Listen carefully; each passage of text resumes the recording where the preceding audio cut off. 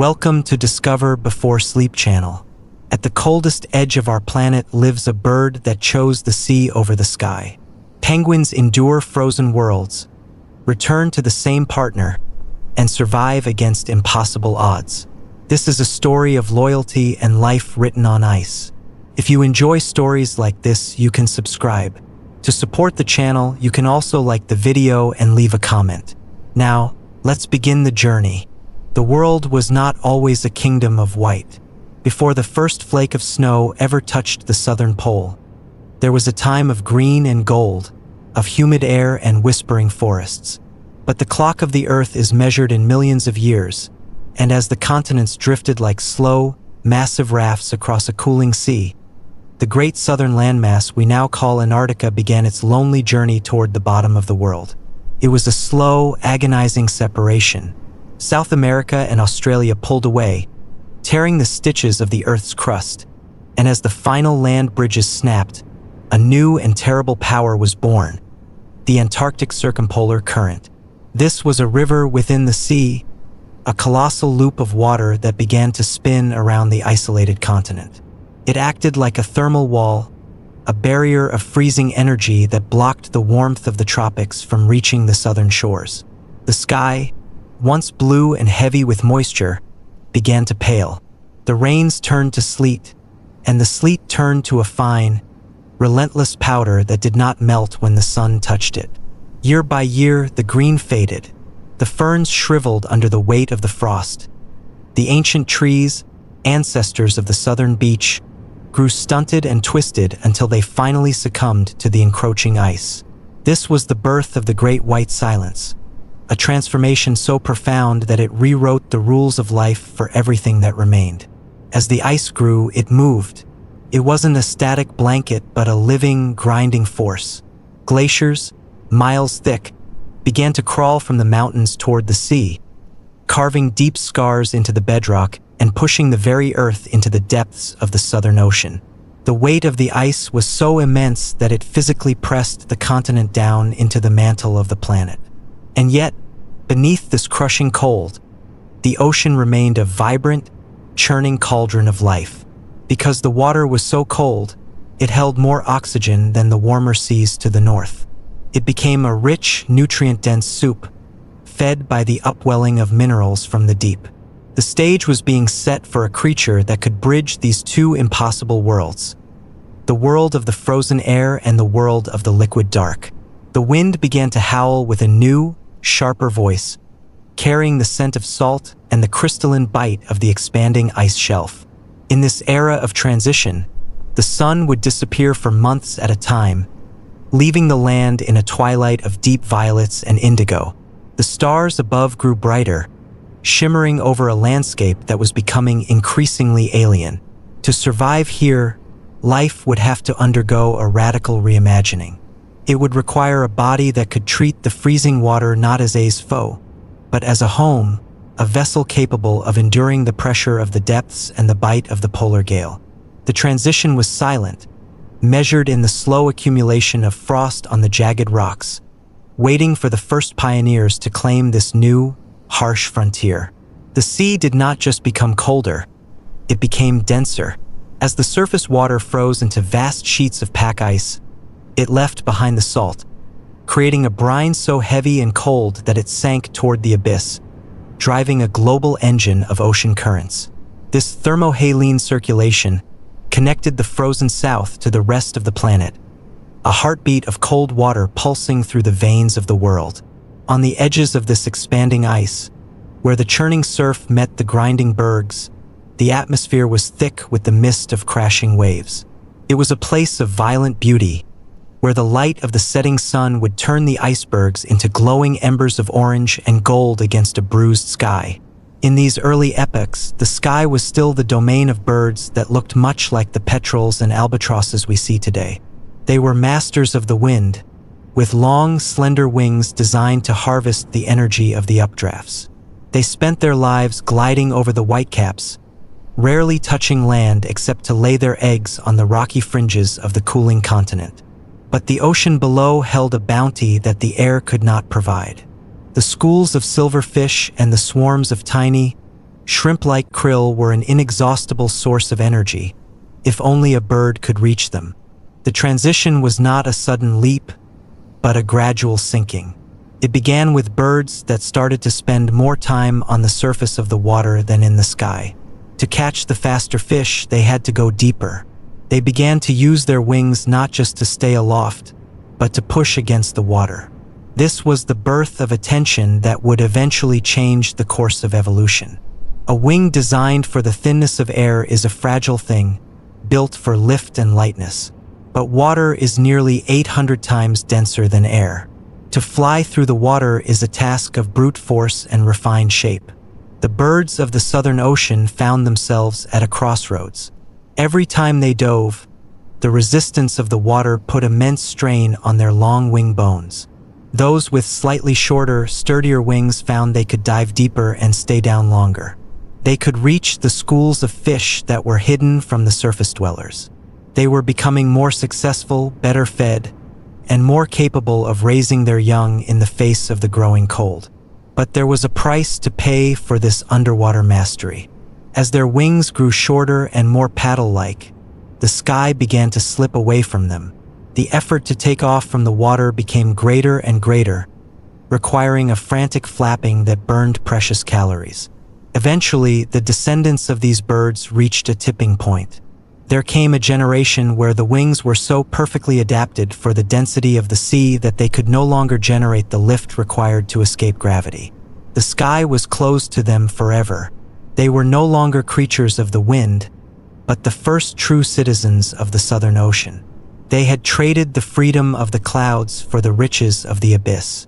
They became heavy-boned, their skeletons losing the hollowness that allows other birds to fly, turning instead into solid, ballast-like anchors that helped them sink and maneuver in the crushing pressures of the deep. This loss of flight was not a retreat, but an advancement. By giving up the air, they gained the ability to grow larger and more powerful. Without the need to remain light enough for flight, their bodies could expand, allowing them to store more fat and muscle and to hold more oxygen in their blood. They were becoming living torpedoes, draped in a coat of feathers that no longer resembled the soft down of a songbird, but rather the scales of a fish or the armor of an ancient knight. Each feather was becoming a tiny, stiff shingle, locking together to create a waterproof suit that trapped a layer of air against the skin, providing the ultimate insulation against the sub-zero temperatures. As the ice continued to march across the continent, these proto-penguins stood on the edge of the world, looking out over a sea that was now their only sanctuary. The green forests were gone, replaced by a desert of white and blue. The air was a razor, but the water was a womb. They moved with a new kind of grace, a clumsy, waddling gait on land that transformed into a breathtaking, high-speed ballet the moment they slipped beneath the waves. They were the pioneers of the deep freeze, the specialized survivors of a planet that was locking itself in ice. The silence of the snowy plains was now broken only by the sound of their voices, calling out to one another across the shifting flows, a new language for a new world. The transition from the heavens to the abyss did not happen in the shadows of history, but in the glaring light of a world undergoing a violent thermal shift. As the last echoes of flight faded from their lineage, these ancestral voyagers began to take on forms that would seem alien to the modern eye. They were the giants of the dawn, creatures that stood as tall as a grown human, patrolling the coastlines of a world that was still shedding its tropical skin. These were not yet the sleek, tuxedoed figures we recognize. They were the experimental prototypes of evolution, birds that had committed their entire biological destiny to the weight and pressure of the southern seas. In this era, the waters of the Southern Ocean were a laboratory of anatomy. These early ancestors, such as the formidable Waimanu, lived in the wake of the great extinction that had claimed the dinosaurs. With the giant marine reptiles gone, the oceans were wide open, a vacuum of opportunity waiting for a new master. The Waimanu still possessed the long, spear-like beaks of their waiting ancestors, but their feet had already begun to migrate toward the back of their bodies, a structural shift that made walking on land a rhythmic, difficult chore but turned them into underwater marvels. Every movement in the water was a testament to the power of natural selection. They were shedding the aerodynamic requirements of the sky to embrace the hydrodynamic demands of the deep. Imagine a beach millions of years ago, where the sand is not white with ice but dark with volcanic ash and ancient silt. Here, the ancestors gathered. They were heavy, solid beings. Unlike the hollow-boned gulls that screeched above them, these birds possessed bones as dense as marble. This was a crucial innovation. In the water, buoyancy is the enemy of the diver. A bird filled with air is a cork that cannot stay submerged. By thickening their skeletons, the ancestors turned their own bodies into diving weights, allowing them to glide into the darkness with minimal effort. They were learning to fly through a medium that was 800 times more resistant than the air they had left behind. As the millions of years rolled forward, the variety of these ancestral forms was staggering. In the region we now call New Zealand, which was then a cluster of lush, subtropical islands, giants like Kumamanu emerged. Standing nearly 6 feet tall and weighing as much as a black bear, these were the emperors of an earlier age. Their size was an evolutionary shield. In the ocean, being large means you lose heat more slowly. It is a simple law of physics. A large body has less surface area relative to its volume, allowing it to trap its internal furnace heat against the encroaching chill of the water. They were massive, muscular, and terrifyingly efficient hunters. Their long beaks designed to snap up the prehistoric fish and cephalopods that teemed in the nutrient-rich currents. But the world was continuing its slow, relentless cooling. The lush forests of the Antarctic Peninsula were finally flickering out, replaced by a permanent crust of frost. The giant penguins, for all their majesty, were built for a world that was disappearing.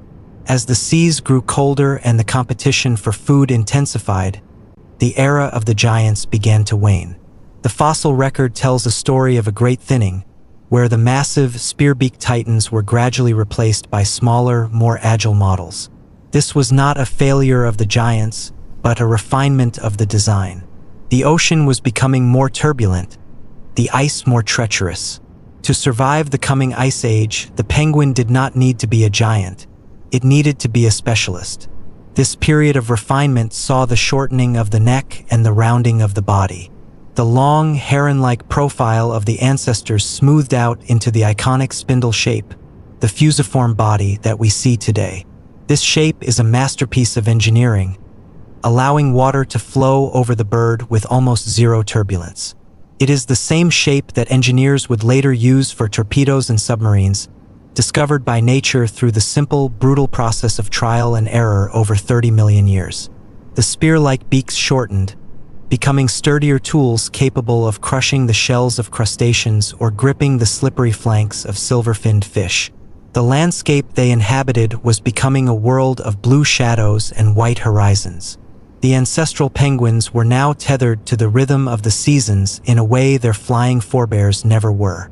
Without the ability to fly to warmer climes, they had to stand their ground. They became the first witnesses to the solidification of the southern pole. They watched as the Great Bays turned into sheets of marble, and they learned to navigate the labyrinth of the pack ice. Their eyes, once tuned to the glare of the sun through the clouds, began to adapt to the dim, ethereal light of the underwater world. Their lenses became flatter, their corneas more resilient, allowing them to see with crystal clarity in the murky depths where the sun's rays struggle to penetrate. This was the bridge between the old world and the new. The ancestors were no longer just birds that swam. They were a new class of being entirely. They had developed a complex system of blood vessels in their flippers and legs, a countercurrent heat exchange that prevented their warm core blood from being chilled by the frozen ground. They were becoming thermal fortresses. As the last of the giant species faded into the silt of the ocean floor, their smaller, hardier cousins were preparing to inherit the most inhospitable environment on Earth. They were ready to face the ice, not as victims of the cold, but as its masters. The air above the Southern Ocean grew thin and sharp, the wind carrying the first true notes of the eternal winter. On the rocky outcrops of the rising islands, the modern silhouette began to take hold. They stood in the spray of the salt-shrouded waves, their feathers overlapping like the scales of a serpent, waiting for the cycle of the moon and the tide to call them back into the surf. The story of the penguin was no longer a story of loss, the loss of flight, the loss of the forest, but a story of total, uncompromising immersion. They were the bridge between the terrestrial world and the liquid abyss, and the ocean was waiting to test the limits of their new, iron-willed design. The transition was finally complete, a slow-motion surrender of the heavens that ended in a total conquest of the deep. To look upon a penguin in this era was to see a creature that had made a definitive, irreversible pact with the sea. The sky, once a highway of limitless horizons, had become a ceiling, a vast, unreachable barrier of light that they could only gaze at from below. But in exchange for the wind, they had been given the current. In exchange for the clouds, they had been given the canyons of the abyss. This was the moment in their long history where the wing ceased to be a tool of lift and became a tool of propulsion, a rigid, bone-dense, or that could slice through the heavy resistance of the Antarctic waters. Evolution is a master of trade-offs, and for the penguin, the price of the ocean was the abandonment of the air. To understand why they gave up flight, one must understand the physics of the two worlds they inhabit. Air is thin and forgiving. It requires lightness, hollow bones, and broad, flexible feathers to catch the breeze. Water is the opposite. It is a thick, crushing embrace. For a bird to fly through water, it must overcome a density nearly 800 times that of air. A bird that tries to do both is a master of neither, caught in a biological middle ground where it burns too much energy to fly and lacks the power to dive deep. The ancestors of the penguin chose a side. They let their bones fill with marrow, becoming solid and heavy, acting as internal ballast that allowed them to sink with the grace of a falling stone. Their wings, once capable of folding and flapping with the fluidity of a gull's, began to fuse. The joints at the elbow and wrist locked into place, creating a flat, stiff paddle that could not be bent. This was not a loss of function, but a honing of purpose. This rigid flipper became a high-performance hydrofoil. When a penguin swims, it does not paddle like a duck. It flies. It uses the same aerodynamic principles as an airplane, but in a liquid sky. The chest muscles required to move these stiffened wings grew into massive, powerful engines, anchored to a deep, keel-like breastbone. This was the powerhouse of the penguin, a muscular furnace that allowed them to flap through the water at speeds that could outrun the swiftest predatory fish. As they slipped beneath the surface, the physical transformation became even more apparent. On land, they might have appeared stout and ungainly, but the moment they hit the water, they were transformed into the most aerodynamic shapes on the planet. Their bodies took on the fusiform shape, tapered at both ends like a cigar, which allows water to glide over their skin with almost no drag. Even their feet, which had migrated to the very rear of their bodies, acted as rudders, allowing them to make hairpin turns in the blink of an eye.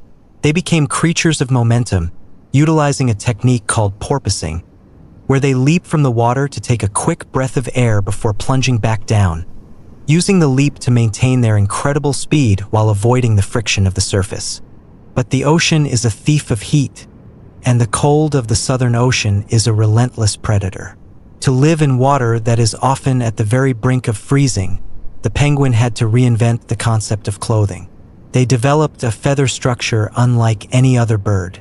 Instead of the long, veined feathers of a flight-bound bird, the penguin's body is covered in a dense, overlapping coat of short, stiff feathers that resemble the scales of a fish.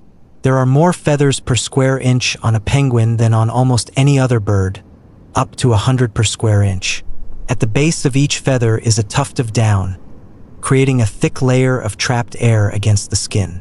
This air acts as a thermal suit, a barrier that prevents the freezing water from ever touching their flesh.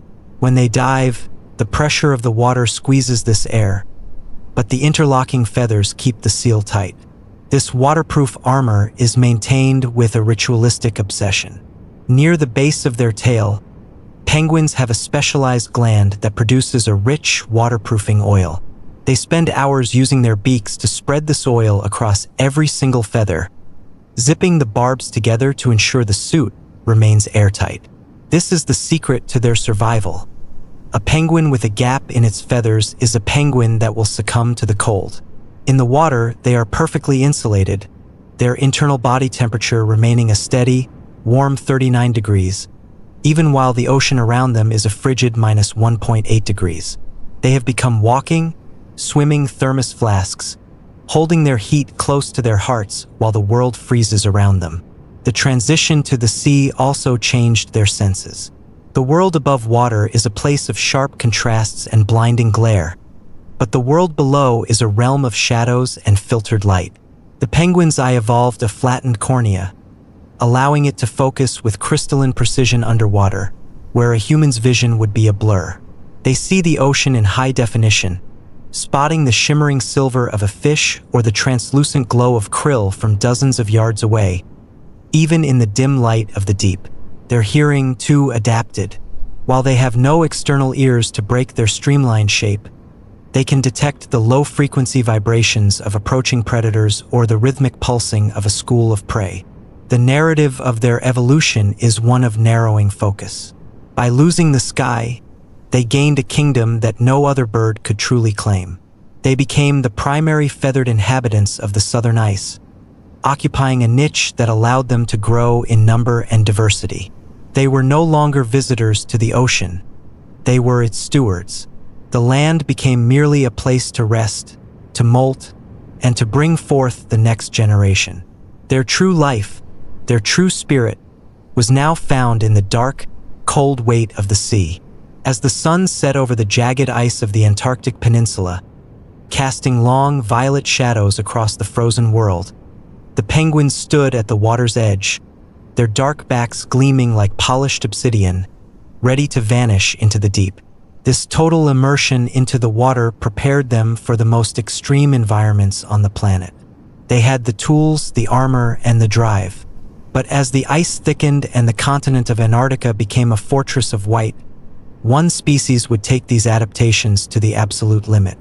They would move away from the rocky shores and the open water of the north, heading deep into the heart of the frozen dark, where the very air can shatter like glass. The foundation had been laid. The body was built. Now, the spirit of the penguin would be tested by the most brutal winter on Earth. The engineering of the penguin is a testament to the sheer persistence of life, a triumph of biology over a landscape that is fundamentally hostile to the living. To look closely at their form is to see a map of survival, where every curve and every texture has been sculpted by the relentless pressure of the Southern Ocean and the scouring winds of the pole. They have become more than birds. They are biological machines, refined over 30 million years to solve the most difficult equation in nature: how to stay warm in a world that steals heat, and how to move through a medium that resists every motion. At the center of this design is the feather, a marvel of structural complexity that bears little resemblance to the plumes of the forest or the plains. A penguin's feather is short, stiff, and curved, arranged in a dense, overlapping pattern that mimics the shingles on a roof or the scales of an ancient lizard. While most birds have feathers that grow in specific rows with bare patches of skin between them, the penguin is carpeted entirely. There is no gap in their armor. Beneath these stiff outer shields lies a secondary layer of downy fluff, a chaotic web of filaments that traps a thin, precious layer of air. This air is the true insulator. It is a golden halo of warmth that the penguin carries with it into the abyss. When they dive, the increasing pressure of the sea tries to crush this air, but the stiffness of the feathers resists, maintaining the integrity of the thermal barrier. This insulation is backed by a fortification of fat. Beneath the skin lies a thick layer of blubber, a storehouse of energy that serves a dual purpose.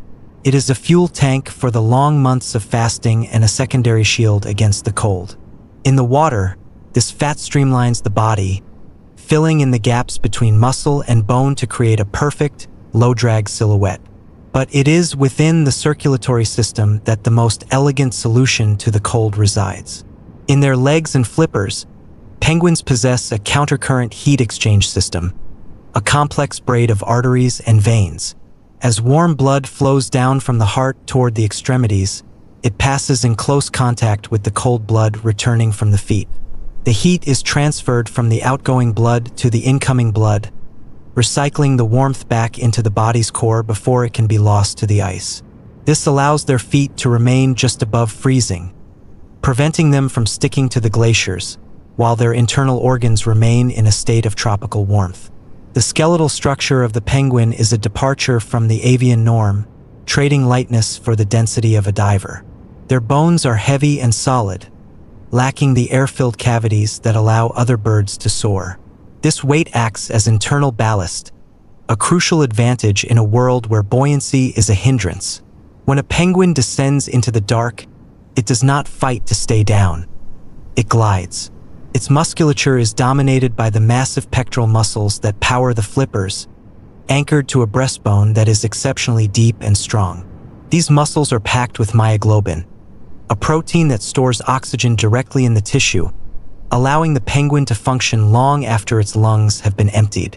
They are high-endurance athletes, capable of holding their breath for durations that would be fatal to almost any other warm-blooded creature. Hydrodynamics is the final touch in this anatomical masterpiece. The penguin's body is a laminar flow wonder, shaped to minimize the turbulence of the water as it rushes past. Their head is tucked into their shoulders, their feet are tucked into their tail, and their flippers are held at a precise angle to generate maximum thrust with minimum effort. Even their eyes have adapted to the physics of the sea. On land, a penguin is often nearsighted, their vision blurred by the way light bends through the air. But underwater, their flat corneas provide a clarity that is staggering. They see the ocean in a spectrum of blues and greens, spotting the glint of a fish's scale or the ghost-like shimmer of krill in the twilight of the deep. Their world is one of visual precision, a necessity for a hunter that must navigate a three-dimensional labyrinth of shifting ice and predatory shadows. This physical perfection creates a creature that is oddly bifurcated. On land, the penguin is a figure of gentle comedy, a waddling, upright pedestrian that moves with a rhythmic, side-to-side sway. This gait, while appearing inefficient, is actually a clever use of energy. The rocking motion acts like a pendulum, using the momentum of one step to help power the next. But the moment the penguin crosses the threshold between the ice and the water, the comedy vanishes. The waddler becomes a projectile.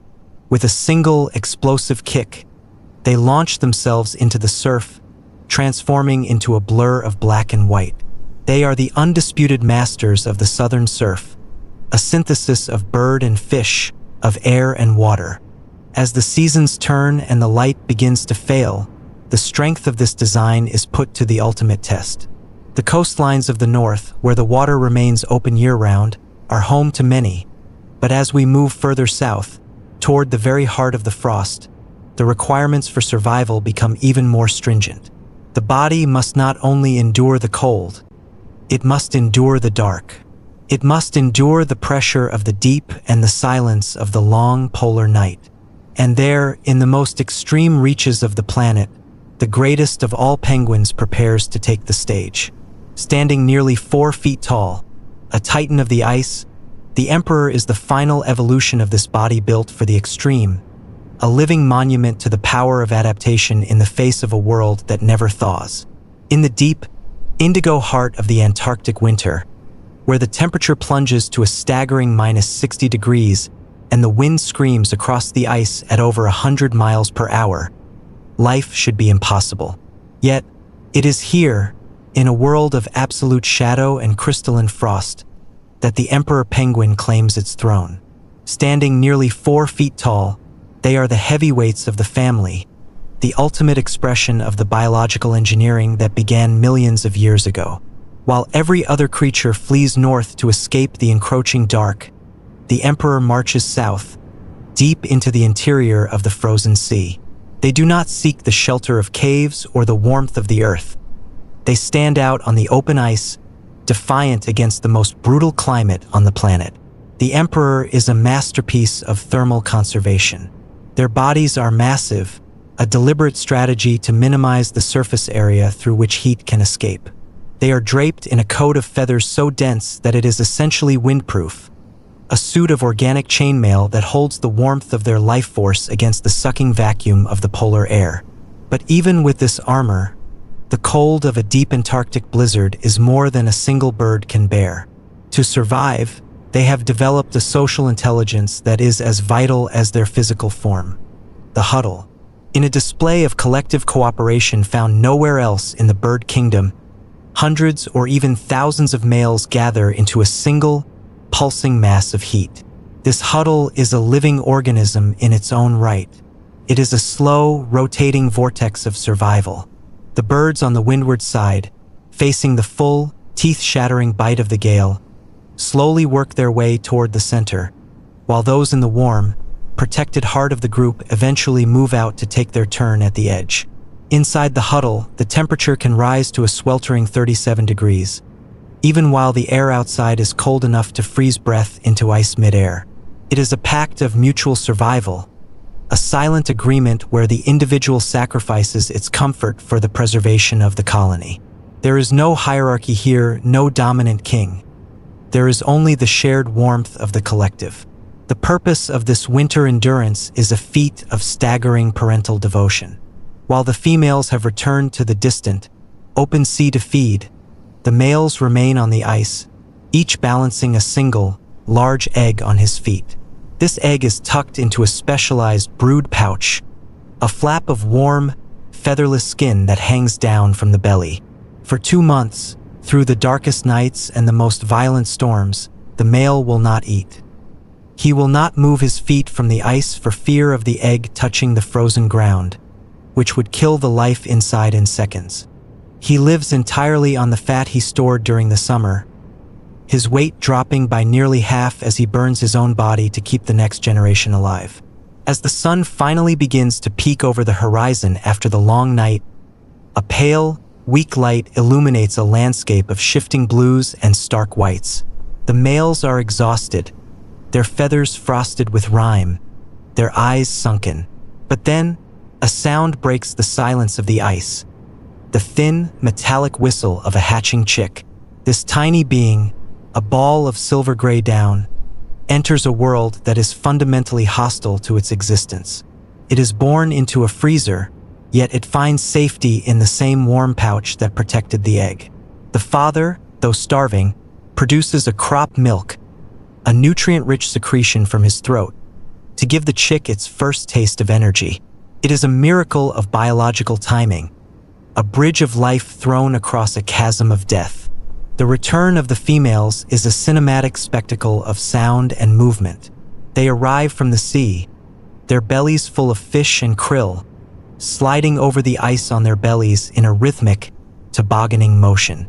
In a colony of thousands of identical-looking birds, the reunion is a feat of acoustic precision. Each pair has a unique vocal signature, a complex song that they can recognize even amidst the cacophony of the huddle. When the female finds her mate, the transfer of the chick is a moment of high tension. It must happen quickly, for a chick exposed to the air for more than a minute will perish. Once the chick is safely tucked under the mother, the father is finally free. He turns toward the sea, a long journey of miles across the ice, driven by a hunger that has lasted for over 60 days. The Emperor's life is a cycle of extremes. Long silences followed by deafening calls, months of starvation followed by gluttonous feeding in the deep. They are the only birds that never set foot on dry land, living their entire lives on the ice and in the water. They represent the pinnacle of what a bird can become when it stops trying to fly and starts trying to endure. But as the ice begins to break up in the spring, and the great white plains shatter into a mosaic of floes, the stage changes. The giants remain in the far south, but on the rocky fringes of the continent, where the earth peeks through the snow, a different kind of energy is beginning to stir. Here, the smaller, more frenetic cousins of the emperor are preparing for their own frantic race against the sun. As the majestic, slow-moving shadows of the emperors fade into the southern mists, the silence of the Antarctic coastline is shattered by a completely different energy. If the emperor is the stoic monk of the ice, the Adelie penguin is its restless, pugnacious citizen. Small, compact, and possessed of a tuxedo-like perfection. White belly, black back, and a distinctive white ring around a coal-black eye. The Adelie is the quintessential penguin of the southern imagination. They do not seek the permanent ice of the deep interior. Instead, they wait for the spring thaw to reveal the jagged, ancient bones of the continent. They are creatures of the rock, and their arrival on the shores of the Antarctic Peninsula and the surrounding islands signals a frantic, noisy explosion of life. The Adelie's world is one of constant motion. Unlike the slow huddle of the giants, the Adelie colony is a sprawling, chaotic metropolis of tens of thousands of individuals, all driven by a singular, desperate deadline: the short Antarctic summer. They have only a few months to mate, hatch their young, and prepare them for the sea before the winter closes the door again. This urgency creates a landscape of high drama. To an Adelie, the most precious currency in the world is not food, but a simple, smooth pebble. Because they nest on the bare ground, they must build mounds of stones to keep their eggs elevated above the melting snow and icy slush. A nest that sits in a puddle is a death sentence for an embryo, as the water will wick the heat away faster than any parent can provide it. This reliance on stones leads to a fascinating display of avian social politics. A male Adelie will spend hours trekking back and forth, selecting the perfect pebble, carrying it in his beak, and placing it with the care of a master mason at the feet of his mate. But the colony is a place of thieves. The moment a bird turns its back to find another stone, a neighbor will lean over, snatch a pebble from the pile, and add it to their own. This results in endless squabbles, a cacophony of harsh, braying calls, and the slapping of flippers. It is a bustling, low-stakes war fought with gravel and grit, a testament to the intelligence and resourcefulness required to build a home on a continent made of ice. Living alongside the Adelies, often in a patchwork of shared territories, are the chinstrap penguins. Named for the narrow band of black feathers that runs under their chin like the strap of a helmet, they are the mountain climbers of the penguin world. While the Adelies prefer the flatter coastal plains, chinstraps are often found scaling impossibly steep, ice-slicked cliffs to reach their nesting sites. They use their sharp claws and sturdy beaks as ice axes, hoisting themselves up vertical faces of rock to find a spot far above the reach of the crashing surf. This vertical lifestyle protects them from the highest waves, but it demands an incredible level of physical stamina. Every trip to the ocean for food requires a grueling descent and an even more exhausting climb back up, all while carrying a belly full of krill for their chicks. The daily rhythm of these colonies is governed by the tides and the light. The night, such as it is in the Antarctic summer, is merely a dimming of the sun into a long golden twilight that paints the icebergs in shades of violet and rose. In this perpetual light, the penguins are tireless. They move in long single-file lines toward the water's edge, a path worn into the snow known as a penguin highway. These paths are deep grooves, polished smooth by the bellies of thousands of birds sliding toward the sea. At the edge of the ice, there is a moment of collective hesitation. The water is beautiful, but it is also the domain of the leopard seal, a formidable predator that lurks in the shadows of the ice floes. This hesitation reveals a complex social behavior. The penguins will gather in a large group at the brink, jostling and pushing, each waiting for someone else to be the first to dive. It is a game of risk assessment. Eventually, the pressure from the back or a moment of misplaced footing sends one bird into the water. If that bird remains safe, the rest of the group follows in a sudden, explosive torrent of black and white, a living waterfall of birds pouring into the surf. Once in the water, their land-based clumsiness vanishes. They become a coordinated school, porpoising through the waves at high speed, their bodies slicing through the swells with effortless grace. They are heading for the krill swarms, the pink, shimmering clouds of crustacean life that fuel the entire Antarctic ecosystem. The bond between a pair of adelies or chinstraps is a partnership of equals. While one parent remains on the nest, guarding the two precious eggs from the predatory skuas, large, hawk-like birds that circle the colony, the other is at sea, sometimes traveling miles to find enough food. When they return, the greeting is a beautiful, elaborate ceremony. They face each other, stretching their necks toward the sky, waving their flippers and emitting a series of rhythmic, trumpeting calls. This ecstatic display serves to reinforce the pair bond and ensure that they recognize each other in the teeming crowd. It is a moment of profound emotional resonance, a brief island of tenderness in a landscape of rock and ice. As the chicks hatch, the energy of the colony shifts from construction to consumption. The tiny, soot-colored balls of down are constantly hungry, demanding a near-continuous supply of regurgitated krill. The air in the colony becomes thick with the scent of guano, the pinkish-red droppings that stain the snow, visible even from space. This staining is so significant that scientists use satellite imagery of these pink patches to track the health and size of penguin populations. It is a messy, loud, and vibrant existence, a stark contrast to the lonely, frozen vigil of the emperor. But even as the adelies and chinstraps claim the rocky shores of the deep south, the Southern Ocean extends far beyond the Antarctic Circle. To the north, where the water is slightly warmer and the islands are covered in tussock grass rather than ice, a more regal cousin resides. The story of the penguin is not just one of survival in the deep freeze, but of an enduring presence across the entire southern hemisphere. As the seasons begin to shift and the subantarctic islands come into view, we find a bird that bridges the gap between the polar world and the temperate sea. A bird of long cycles and golden plumage. North of the permanent ice, where the subantarctic islands rise like jagged emeralds from the churning gray of the Southern Ocean, the landscape changes.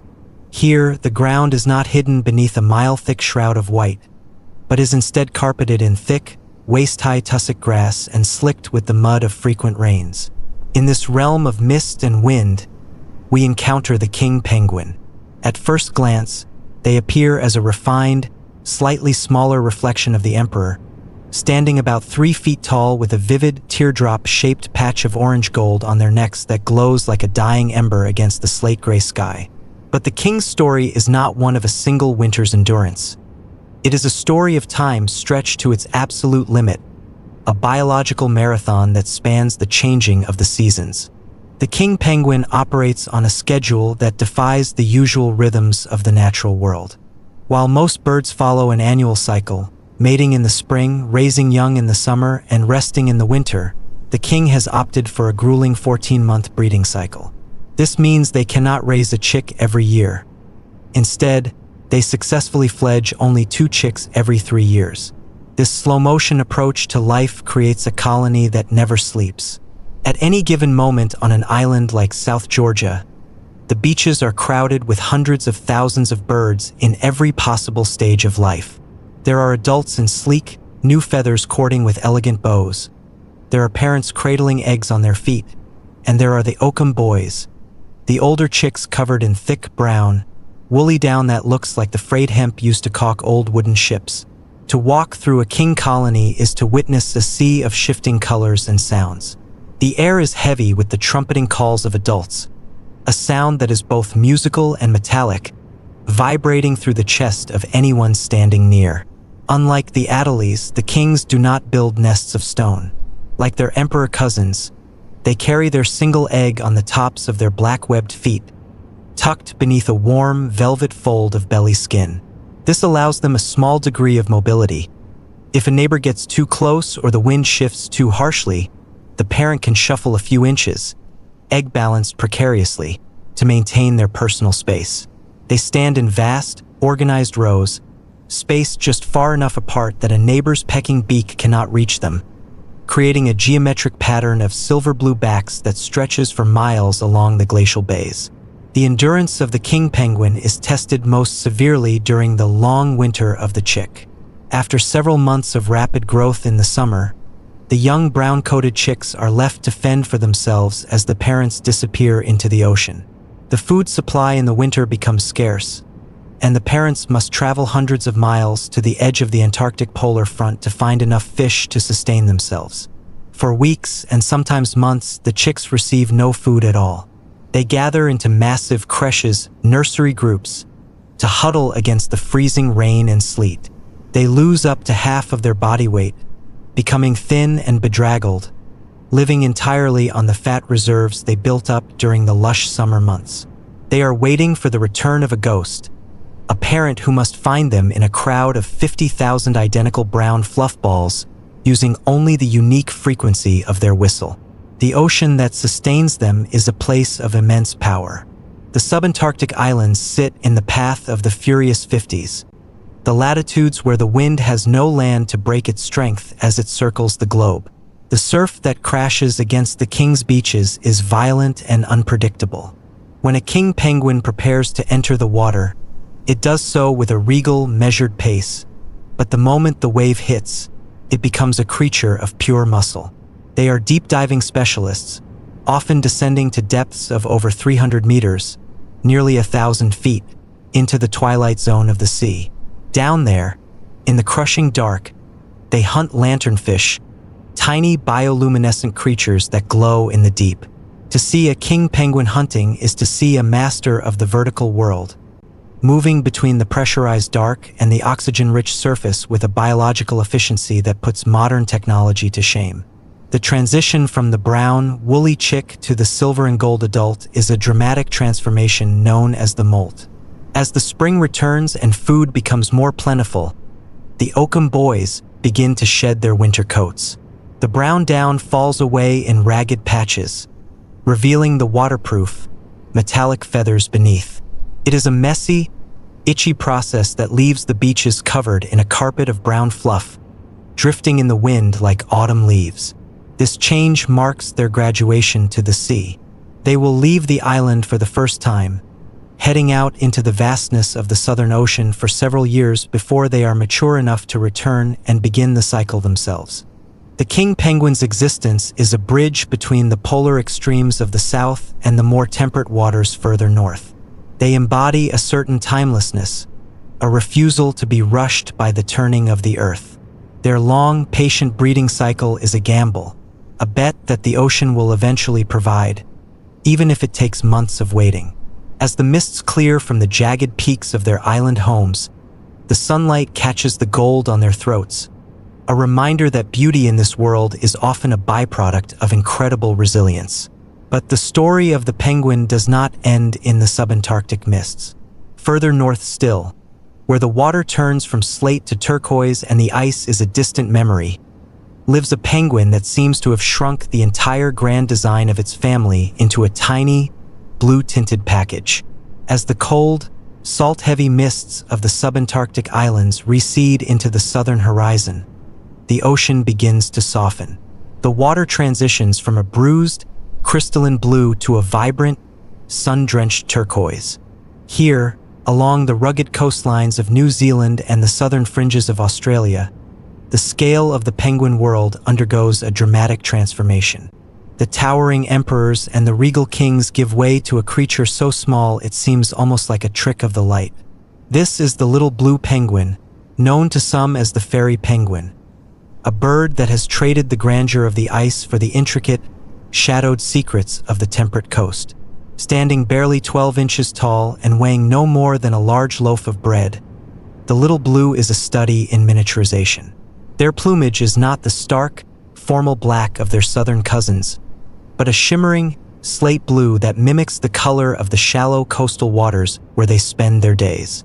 To look at them is to see the entire evolutionary history of the penguin distilled into a compact, energetic frame. They are the smallest of the family, yet they possess a ferocity and a social complexity that rivals the giants of the south. Their world is one of limestone caves, sandy burrows, and the constant, rhythmic pulse of the surf against the shore.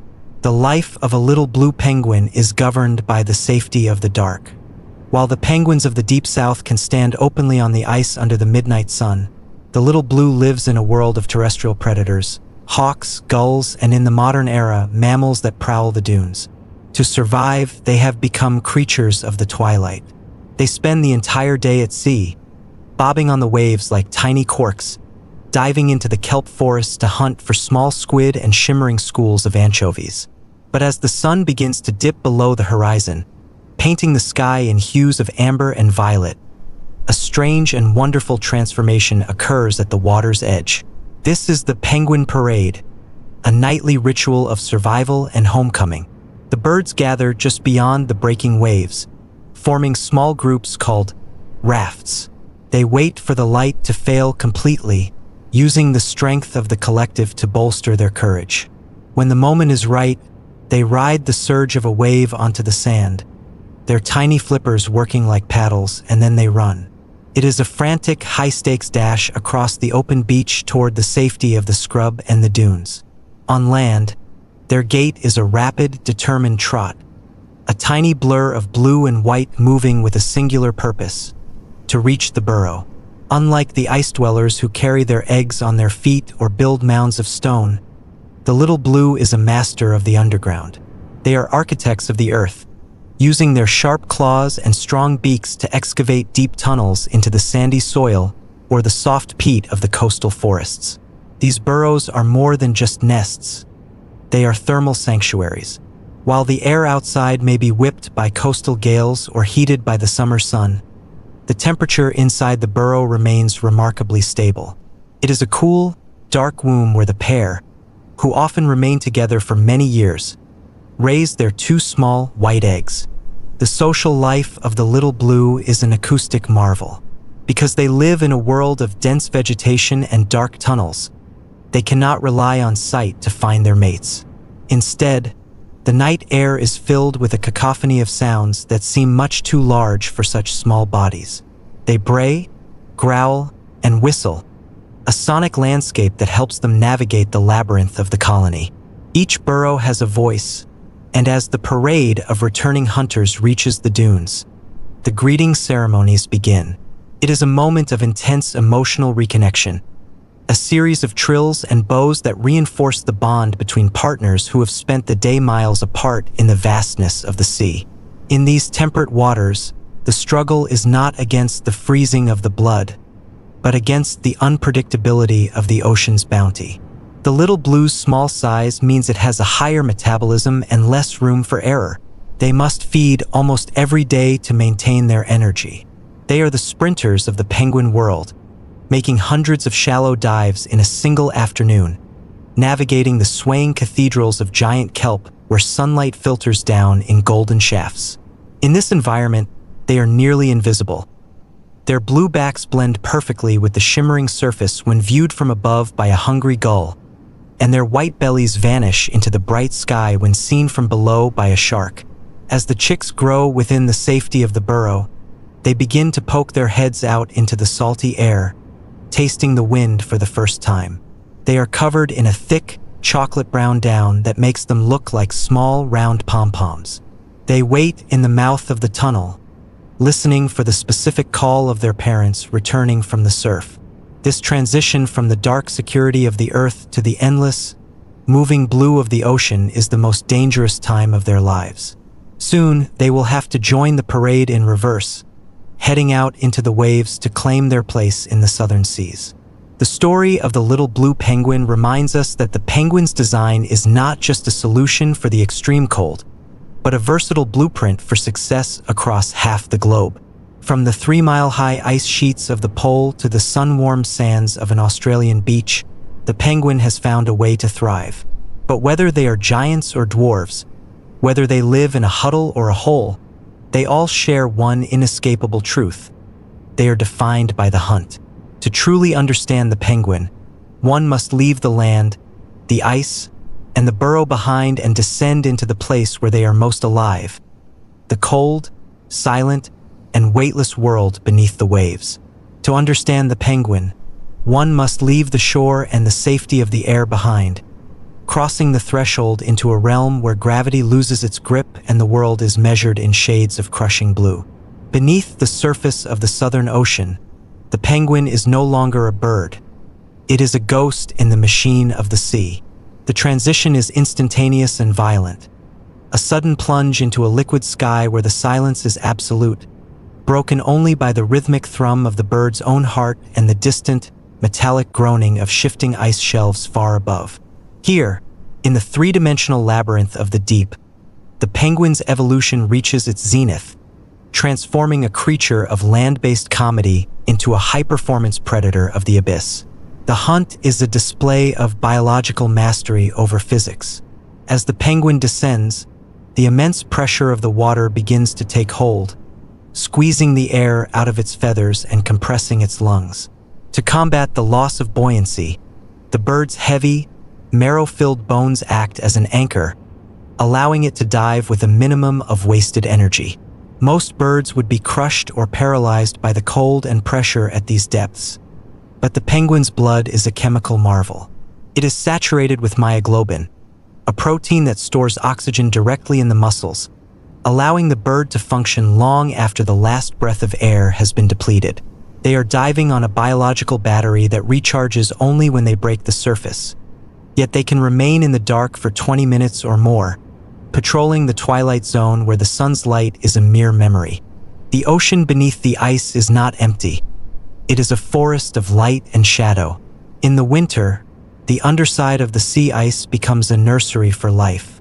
Tiny, microscopic algae grow on the frozen ceiling, and from this upside-down pasture, billions of krill, the engine of the Antarctic, gather to feed. For a penguin, this is a target-rich environment. They approach from below, their white bellies blending into the shimmering surface light to remain invisible to their prey. With a sudden, explosive burst of speed from their rigid flippers, they strike. Their beaks are lined with backward-facing fleshy spines called papillae, which act like a conveyor belt of needles, ensuring that once a slippery fish or a translucent krill is caught, there is no escape. They do not chew. They swallow their prey whole, harvesting the energy of the sea 1 calorie at a time. But the hunt is not merely a matter of speed. It is a matter of sophisticated navigation. In the dim reaches of the deep, where visibility drops to a few yards, the penguin relies on its specialized vision. Its eyes are tuned to the specific blue and green wavelengths of light that penetrate the furthest into the water. They can see the bioluminescent glow of lanternfish or the subtle shimmer of a squid's mantle in the gloom. They move through the water with a series of banking turns and sudden stalls, using their feet as rudders to execute maneuvers that would tear the wings off a flying bird. Every movement is a calculation of cost and reward, burning energy to gain energy, a delicate balance that determines whether a penguin will return to its colony with a full belly or an empty one. Deep diving is a lonely business, but it is often a collective effort. Some species, like the gentoo or the adelie, will hunt in coordinated groups, herding schools of fish toward the surface or trapping them against a wall of ice. This cooperative hunting is a testament to their social intelligence, requiring timing and a shared understanding of the environment. They communicate with short, sharp bark, calls that carry easily through the water, a sonic tether that keeps the group together in the vastness of the blue. When the hunt is successful, the water becomes a blur of silver scales and black and white forms, a feeding frenzy that can last until the light begins to fail or the hunter's oxygen reserves hit a critical low. The danger of the hunt is never far away. The same depths that hide the penguin's prey also hide its executioners. Leopard seals, with their serpentine heads and rows of jagged teeth, lurk in the shadows of the ice floes, waiting for the moment a penguin is distracted by its own hunger. This creates a psychological tension in the water, a constant peripheral scan for the silhouette of a predator. A penguin must be both the hunter and the hunted, navigating a world where a single mistake in judgment can end a life in a flash of red. This is why the penguin porpoises, leaping clear of the water as it swims, to take a breath while maintaining a speed that makes it nearly impossible for a predator to track. As the penguin finishes its hunt and begins its long ascent, it faces one final hurdle: the transition back to the world of weight. Coming up from the deep, they must manage the gases in their blood to avoid the bends, a feat they achieve through a slow, controlled release of pressure. They approach the ice from below, picking up speed until they are a feathered rocket. With a final, powerful beat of their flippers, they burst through the surface, clearing the edge of the ice by several feet and landing on their bellies with a solid thump. The transition is complete. The ghost has become a bird again, standing on the ice, shivering as the freezing air hits their wet feathers. The penguins begin the long process of preening and resting. But they are not alone.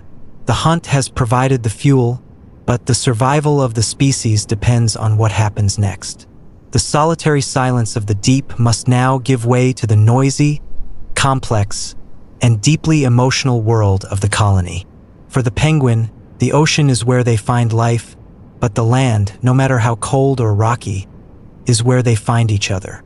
The bonds they form in the wake of the hunt are the threads that hold their world together.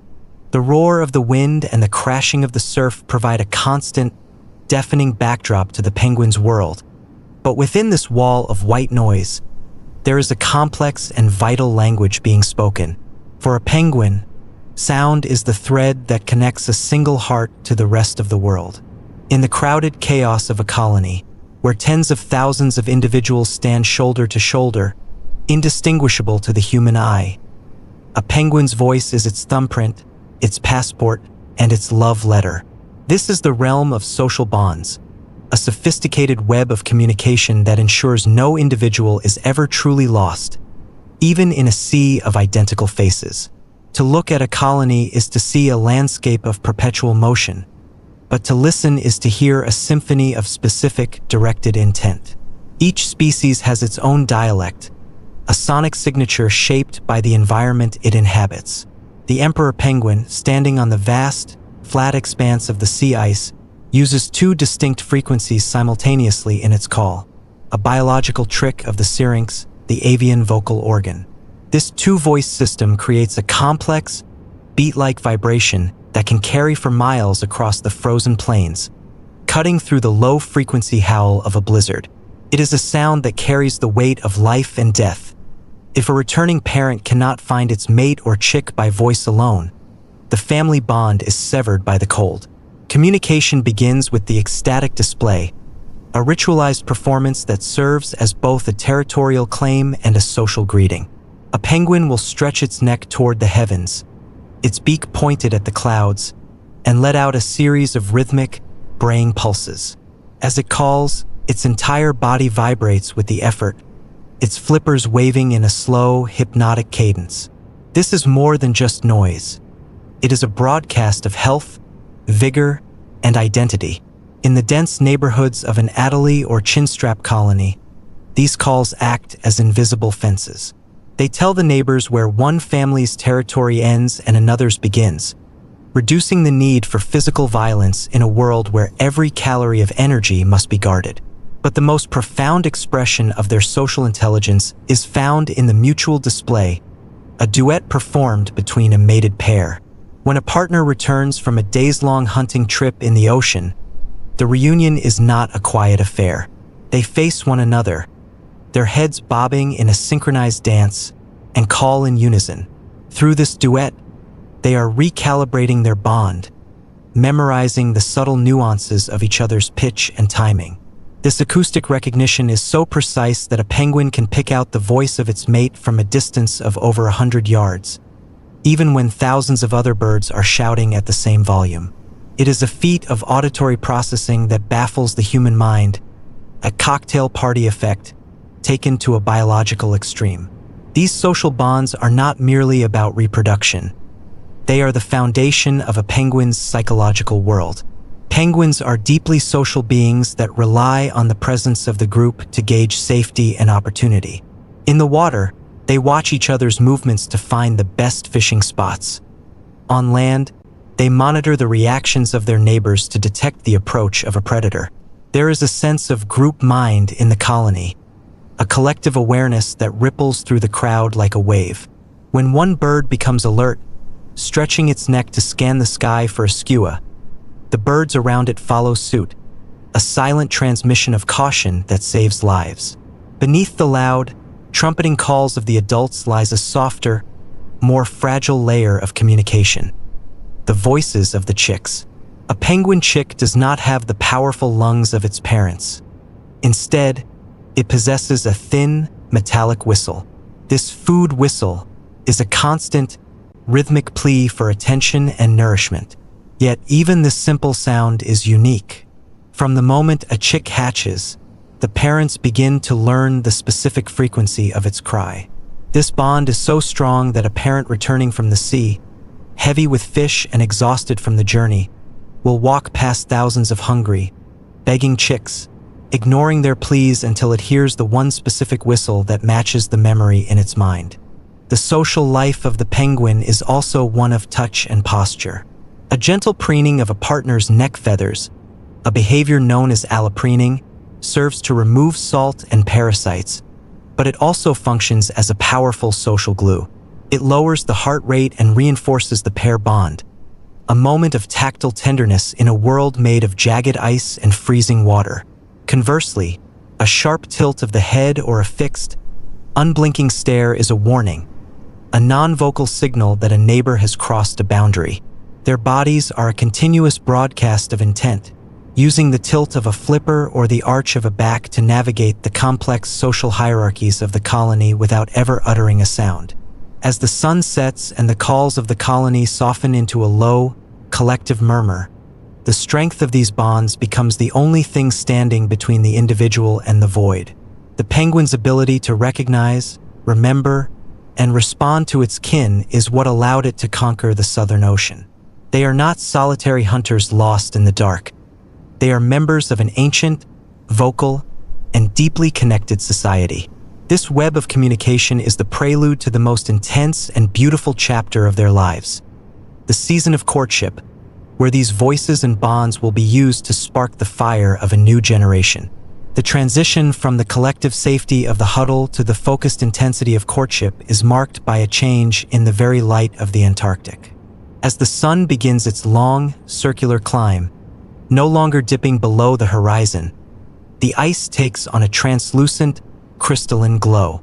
In this perpetual day, the air is filled with a new kind of tension, a magnetic pull that draws thousands of individuals toward the same patch of rocky earth or ancestral ice year after year.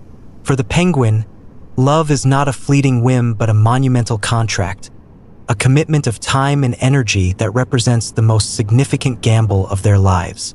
It is a season of elaborate rituals, where the language of the body and the offering of gifts take center place in the theater of the southern spring. Courtship begins with the return of the males. They arrive first, driven by a biological homing beacon that guides them to the exact square foot of ground where they nested the previous year.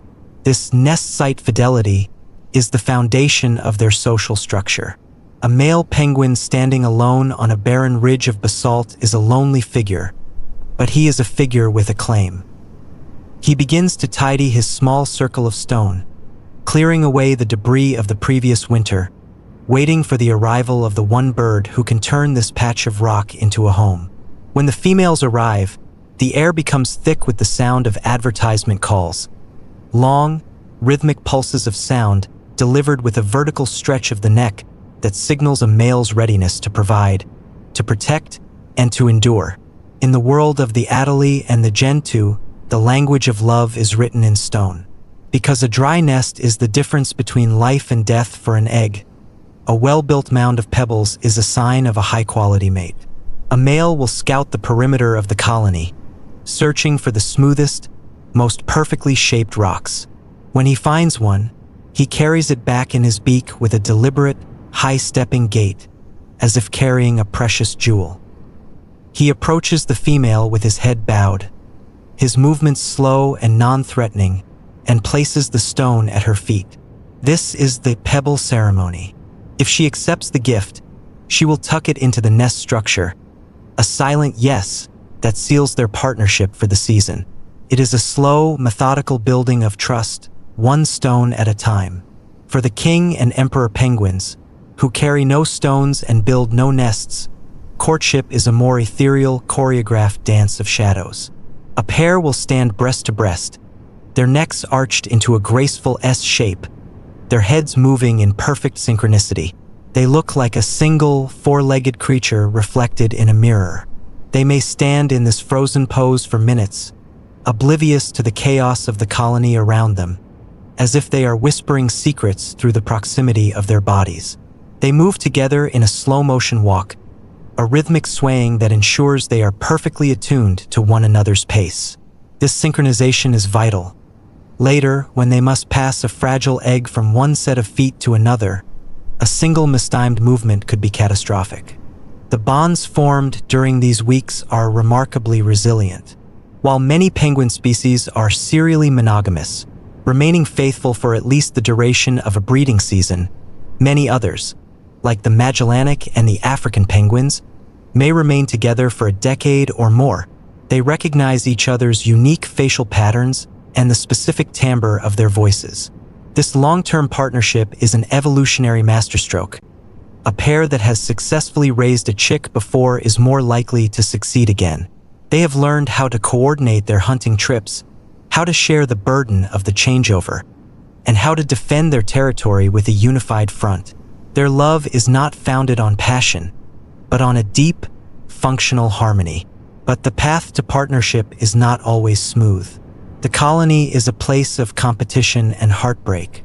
Younger males, lacking the prime real estate of the older veterans, may attempt to woo females with stolen stones or by intruding on established pairs.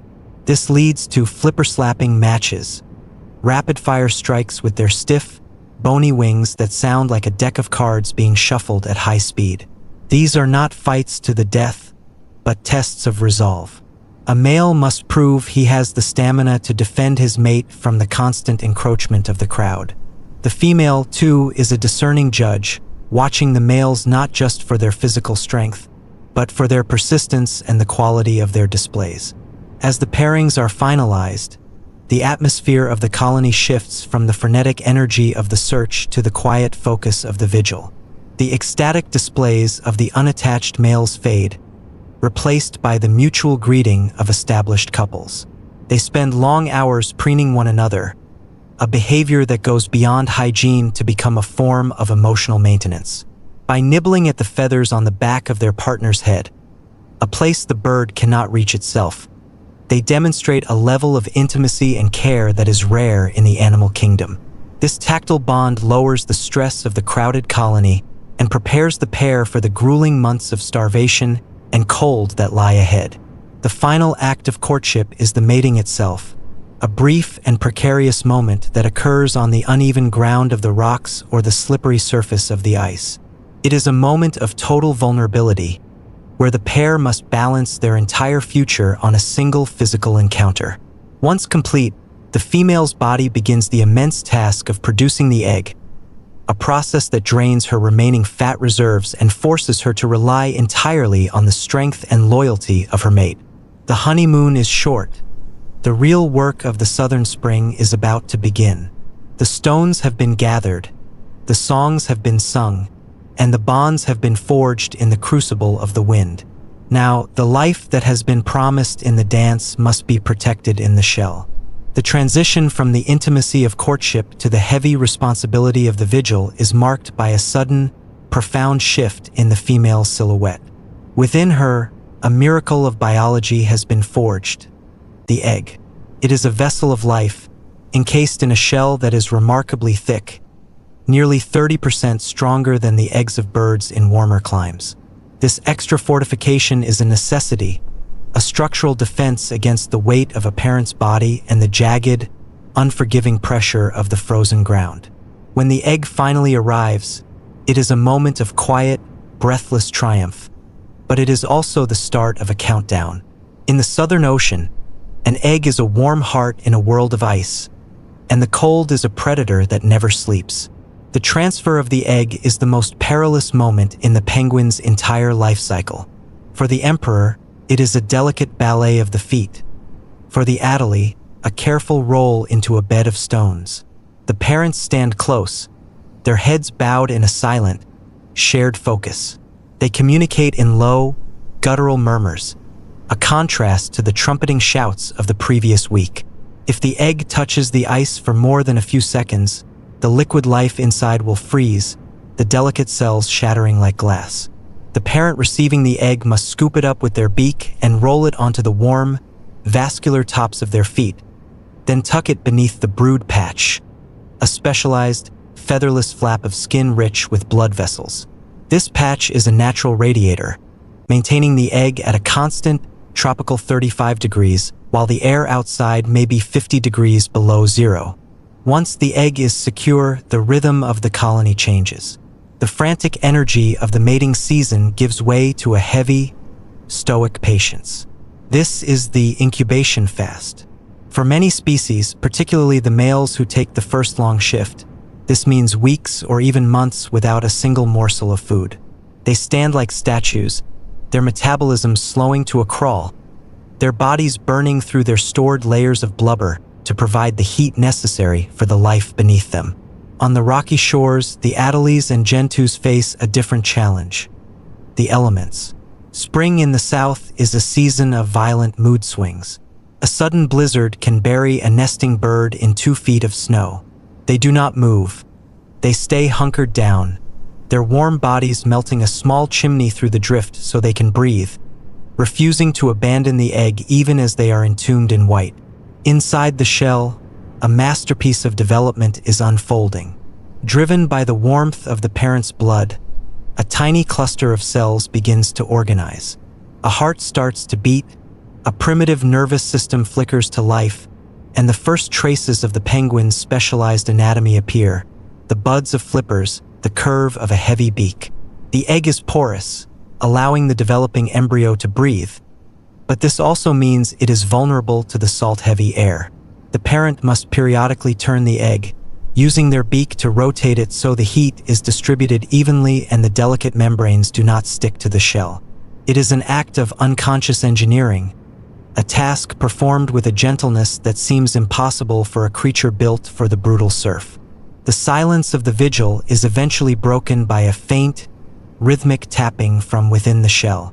The chick has developed a tooth, a tiny, sharp protrusion on the tip of its beak, designed for one purpose: to break its way into the world.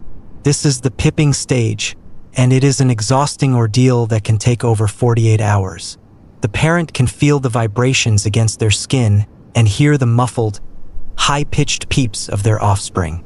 They respond with soft, encouraging calls, a vocal bridge that introduces the chick to the world before it has even seen the light. The shell finally fractures, a jagged map of cracks appearing on the surface, and a wet, bedraggled ball of silver-gray down emerges into the freezing air. The newborn chick is a creature of pure vulnerability.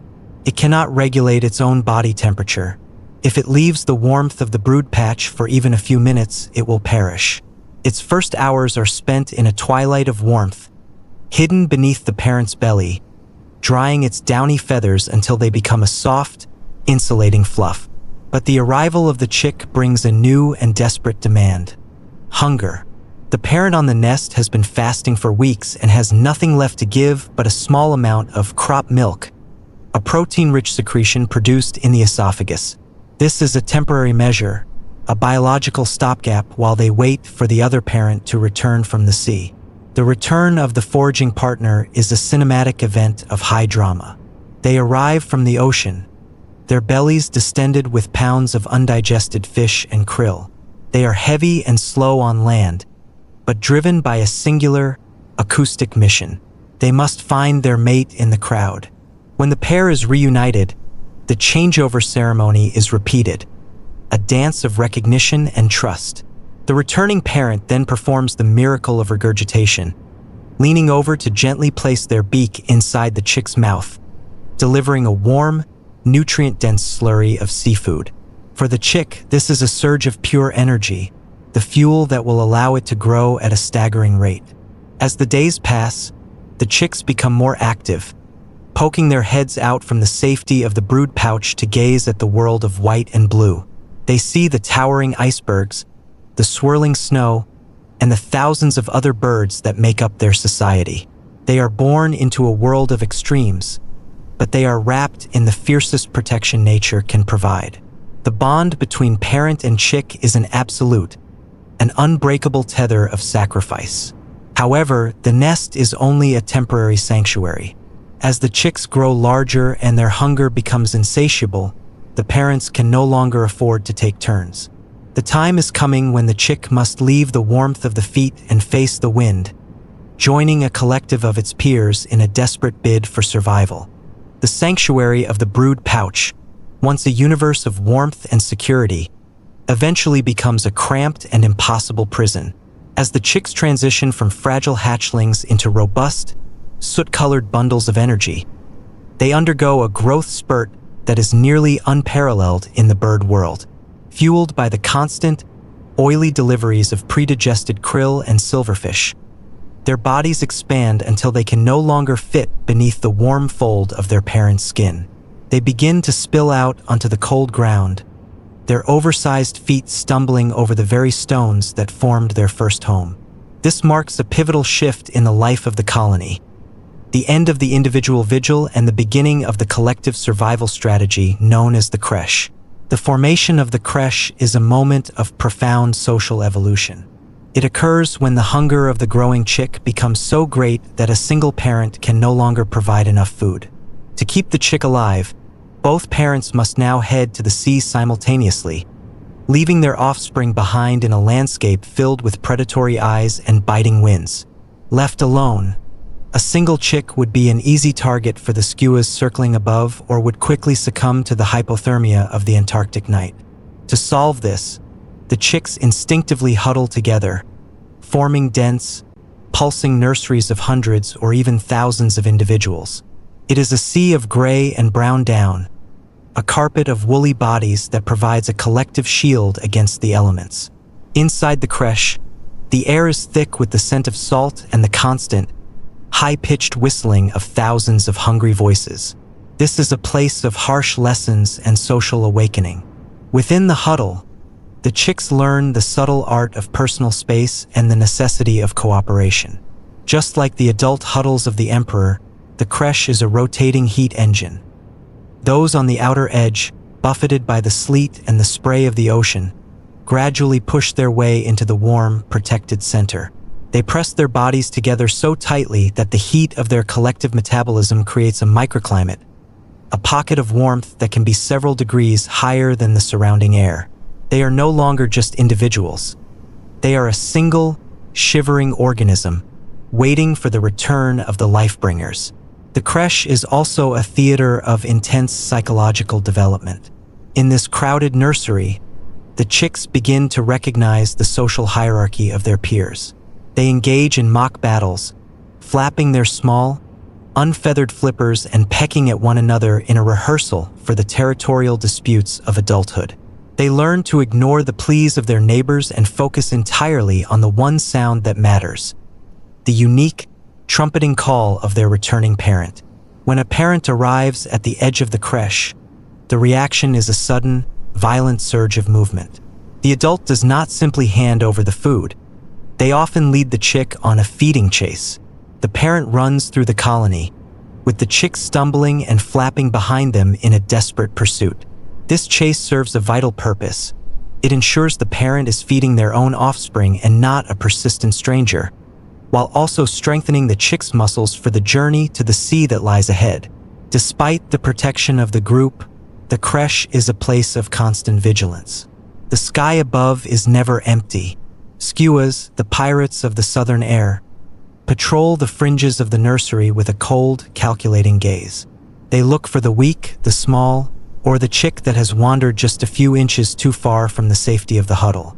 A skua strike is a lightning-fast event of chaos and distress. The chicks in the creche will press together even tighter, a defensive formation that makes it difficult for the predator to isolate a target. Occasionally, a few babysitter adults, birds that have lost their own eggs or are not yet breeding, will stand on the periphery, offering a modicum of protection with sharp pecks and warning barks. It is a fragile piece, held together by the sheer numbers of the collective. As the weeks pass and the summer sun begins to dip lower toward the horizon, a new transformation begins to take hold of the creche.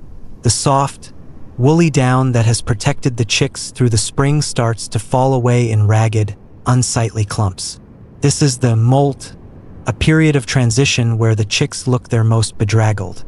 Patches of sleek, waterproof adult feathers appear on their chests and flippers, making them look like half-finished statues of salt and soot. This process is itchy and uncomfortable, and it marks the final countdown to independence. The chicks are no longer content to wait in the nursery. They are becoming heavy with adult fat, and their instincts are beginning to pull them toward the sound of the crashing surf. The environment around them is changing, too.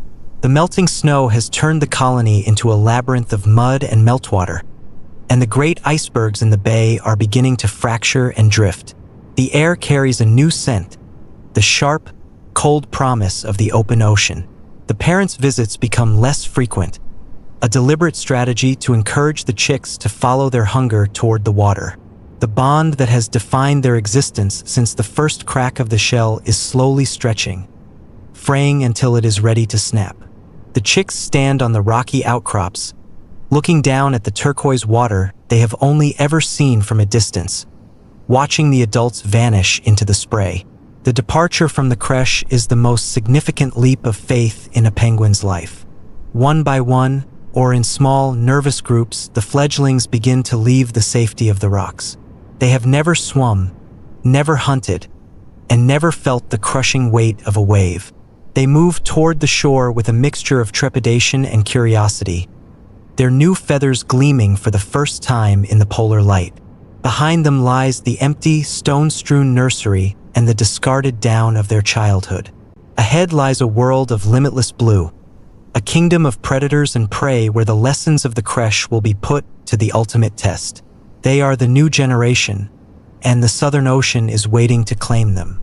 The transition from the nursery to the shoreline is the most dangerous journey of a penguin's life, for the boundary where the ice meets the sea is a hunting ground of nightmares. As the fledglings stand on the threshold of their new world, they are watched by eyes that have been waiting for this exact moment of vulnerability. The Southern Ocean is a place of unmatched bounty, but that bounty is guarded by some of the most specialized predators on Earth. To enter the water is to enter a theater of survival where the penguin is no longer a parent or a chick, but a link in a cold, unforgiving food chain. The most immediate shadow on the water is that of the leopard seal. With a serpentine head, a massive, muscular body, and a jaw that can open to a terrifying width, the leopard seal is the apex predator of the pack ice. Unlike other seals that feed on fish or krill, the leopard seal has evolved into a specialist of the penguin hunt. They lurk beneath the overhangs of ice floes, their spotted gray skin camouflaging them perfectly against the shifting patterns of light and shadow. They are patient, often waiting for hours for a group of penguins to make their move. When the penguins finally dive, the seal strikes with explosive power, its streamlined body slicing through the water at speeds that can match a sprinting penguin. The hunt is a display of brutal efficiency. The leopard seal does not simply catch its prey. It is a master of the environment. If a penguin manages to leap back onto a piece of ice, the seal may use its immense weight to tip the flow or create a localized wave to wash the bird back into the sea. For the young, inexperienced fledglings, the first encounter with a leopard seal is often their last. They have yet to learn the porpoising maneuvers or the sharp, banking turns that allow adults to escape. Yet, this pressure is what has shaped the penguin's evolution. The constant threat of the seal has refined the penguin's speed, its camouflage, and its social behavior, driving them to enter and leave the water in large, synchronized groups to overwhelm the predator's focus. Higher up in the hierarchy of the deep dwells the orca, the wolf of the sea. While leopard seals are solitary hunters, orcas are masters of the collective.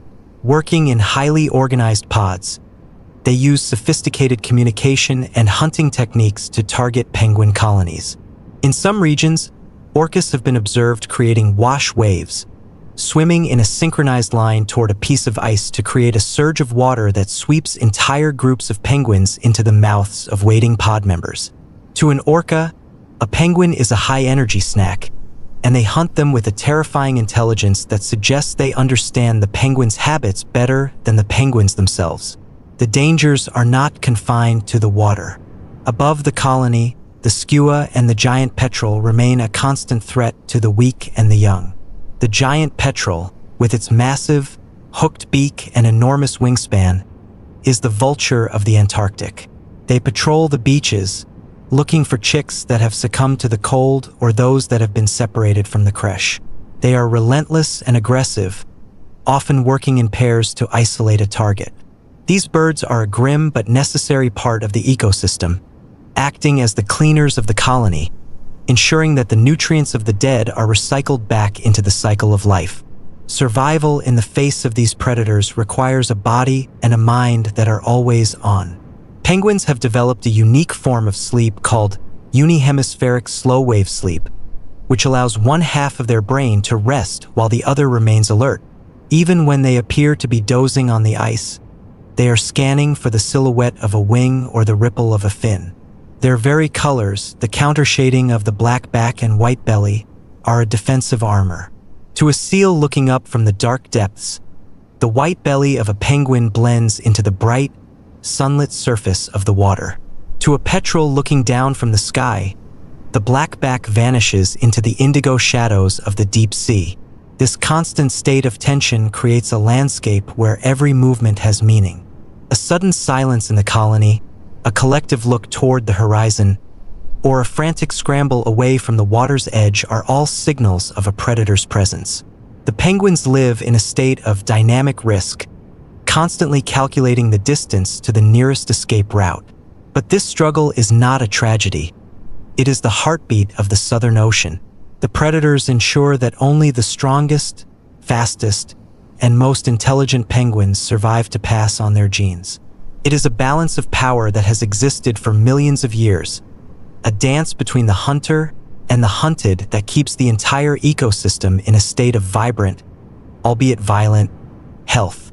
As the sun begins to dip lower, casting long, bloody shadows across the ice, the survivors of the day's hunts huddle together on the safety of the rocks.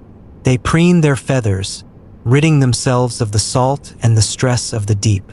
But the predators are not the only threat they face. For millions of years, the rules of this game were set by the ice and the sea. But recently, a new shadow has fallen over the southern world. A predator that does not hunt with teeth or claws, but with the unintended consequences of its own success. The story of the penguin is about to collide with the story of humanity, a meeting that began with wonder and ended in a global transformation of the very air they breathe. The transition from the ancient rhythm of predator and prey to the era of human discovery was a slow, silent collision of two worlds that had never known one another. For millions of years, the penguin had reigned over the southern latitudes in a state of total isolation, their only boundaries defined by the reach of the ice and the salt of the spray. But as the sails of wooden ships began to pierce the southern mists, the great white silence was broken by the sound of timber groaning against floes and the voices of men who had traveled from a world of green forests and teeming cities. These early encounters were not meetings of understanding, but of profound bewilderment. A clash between a species that had mastered the cold and a species that was merely trying to survive it. To the first explorers, the penguin was a biological riddle. When the early voyagers of the 16th and 17th centuries pushed their caravels into the furious 50s, they encountered creatures they could not categorize. They saw birds that did not fly, fish that wore feathers, and upright figures that walked like little men through the surf. In the journals of these sailors, the penguin was described with a mixture of mockery and awe. They were called strange geese and feathered dwarves, and because they did not flee in terror, having no terrestrial predators in their evolutionary memory, they were viewed with a misplaced sense of comedy. The men, shivering in their wool and leather, watched the penguins thrive in the very wind that threatened to freeze the rigging of their ships, witnessing a resilience they could barely comprehend. This era of discovery quickly shifted from wonder to exploitation. As the maps of the Southern Ocean were filled in, the penguin colonies became more than just a curiosity. They became a resource. To the early whalers and sealers, the vast congregations of king and macaroni penguins were an inexhaustible supply of fuel and food. Because penguins possess a thick layer of blubber to survive the cold, they were hunted for their oil. In some of the darkest chapters of human history on the subantarctic islands, thousands of birds were herded into crude iron vats to be rendered into oil that would light the lamps of distant cities. The penguins stood on the beaches, their heads tilted in curiosity at the approaching sailors, unaware that the very adaptation that allowed them to conquer the ice had made them a target for the industrial world. But as the age of exploitation gave way to the age of exploration, the perspective began to change. The great Antarctic expeditions of the 19th and early 20th centuries brought men who were not just hunters, but observers. They began to see the penguin not as a commodity, but as a marvel of endurance. Scientists like those on the early British and French voyages began to document the complex social structures of the Attalees and the stoic suffering of the emperors. They watched as the birds endured blizzards that would have killed a human in minutes, and they began to record the first data on their breeding cycles. The penguin became a symbol of the heroic age of exploration, a mascot of the frontier, representing the indomitable spirit required to face the bottom of the world. These early researchers were the first to understand the penguin's role as a sentinel of the sea. They noticed how the health of the colonies mirrored the health of the ocean, and how the arrival and departure of the birds was tied to the invisible movements of the currents and the ice. They saw the penguin highways worn into the rocks of centuries-old colonies, realizing that these birds had been returning to the same spots since before the rise of human civilizations. It was a humbling realization. The funny little men of the South were actually the stewards of a kingdom far older and more stable than any human empire. The human gaze, once focused on the oil and the meat, began to focus on the mystery of their biology, the way they could survive on nothing but snow and spirit for months on end. The relationship between humans and penguins has always been one of distance and proximity. We are fascinated by their upright posture and their apparent domesticity, projecting our own emotions onto their mating rituals and parental care. We see ourselves in the way they huddle for warmth or the way a pair greets one another with a bow. But the truth of the penguin is much more alien. They are creatures of a different physics, a different timescale. The early explorers found this out the hard way, as they tried to live alongside the birds in the dark of the Antarctic winter. They learned that the penguin's courage was actually a total lack of fear, a biological innocence that had been forged in a world without land-based killers. As the wooden ships were replaced by steel hulls and the oil lamps by electricity, the direct hunting of penguins largely ceased. The colonies were left to return to their ancient rhythms, and for a few decades, it seemed as though the encounter between man and bird had reached a peaceful equilibrium. But the footstep of humanity is heavy, even when it is not felt directly. The legacy of those first encounters, the names given to the islands, the stone huts left to rot in the salt air, and the stories told in the journals of the dead, was just the beginning. The humans had left the beaches, but they had changed the world beyond the horizon. The silence has returned to many of the old whaling stations, and the king penguins now walk through the rusted remains of the iron vats as if they were nothing more than strange red rocks. But the wind that blows across the rusted steel now carries a different heat. The interaction between humans and penguins has moved from the physical to the atmospheric. We no longer need their oil, but our own hunger for energy is altering the very ice they stand upon. The story of the penguin is no longer a story of isolated survival. It is now inextricably linked to the global story of a changing climate. The mystery of the southern world is being solved by the melting of its borders, and the penguins are the first to feel the thaw. The transition from the era of exploration to the age of the Great Thaw was not marked by a single event, but by a creeping, invisible change in the texture of the world. For millions of years, the ice of the South had been a constant, a massive white anchor that held the climate of the planet in balance. But now, as the sun rises over the Antarctic Peninsula, it reveals a landscape that is beginning to lose its definition. The edges of the glaciers are no longer sharp. They are weeping. The silence of the polar night is being interrupted by the sound of rushing water, a sound that should be alien to the heart of the ice. For the penguin, the melting of the world is not a scientific theory. It is a fundamental breakdown of the geography they were built to inhabit. The crisis begins with the ice, the very foundation of their lives. In the deep south, the emperor penguin depends on fast ice, the frozen skin of the sea that remains attached to the land. They need this platform to be stable for at least 9 months of the year to raise their chicks. But as the southern oceans absorb more heat, this ice is becoming unpredictable. In recent years, catastrophic breakups have occurred before the chicks are old enough to swim. When the ice shatters prematurely, the young, covered in their water-absorbent down, are cast into the freezing waves. Without the waterproof feathers of an adult, they cannot survive. Entire generations can be lost in a single afternoon, leaving the parents to stand on the edge of the jagged floes, calling out into a void that no longer answers. Further north, the Adelies are facing a different kind of atmospheric betrayal.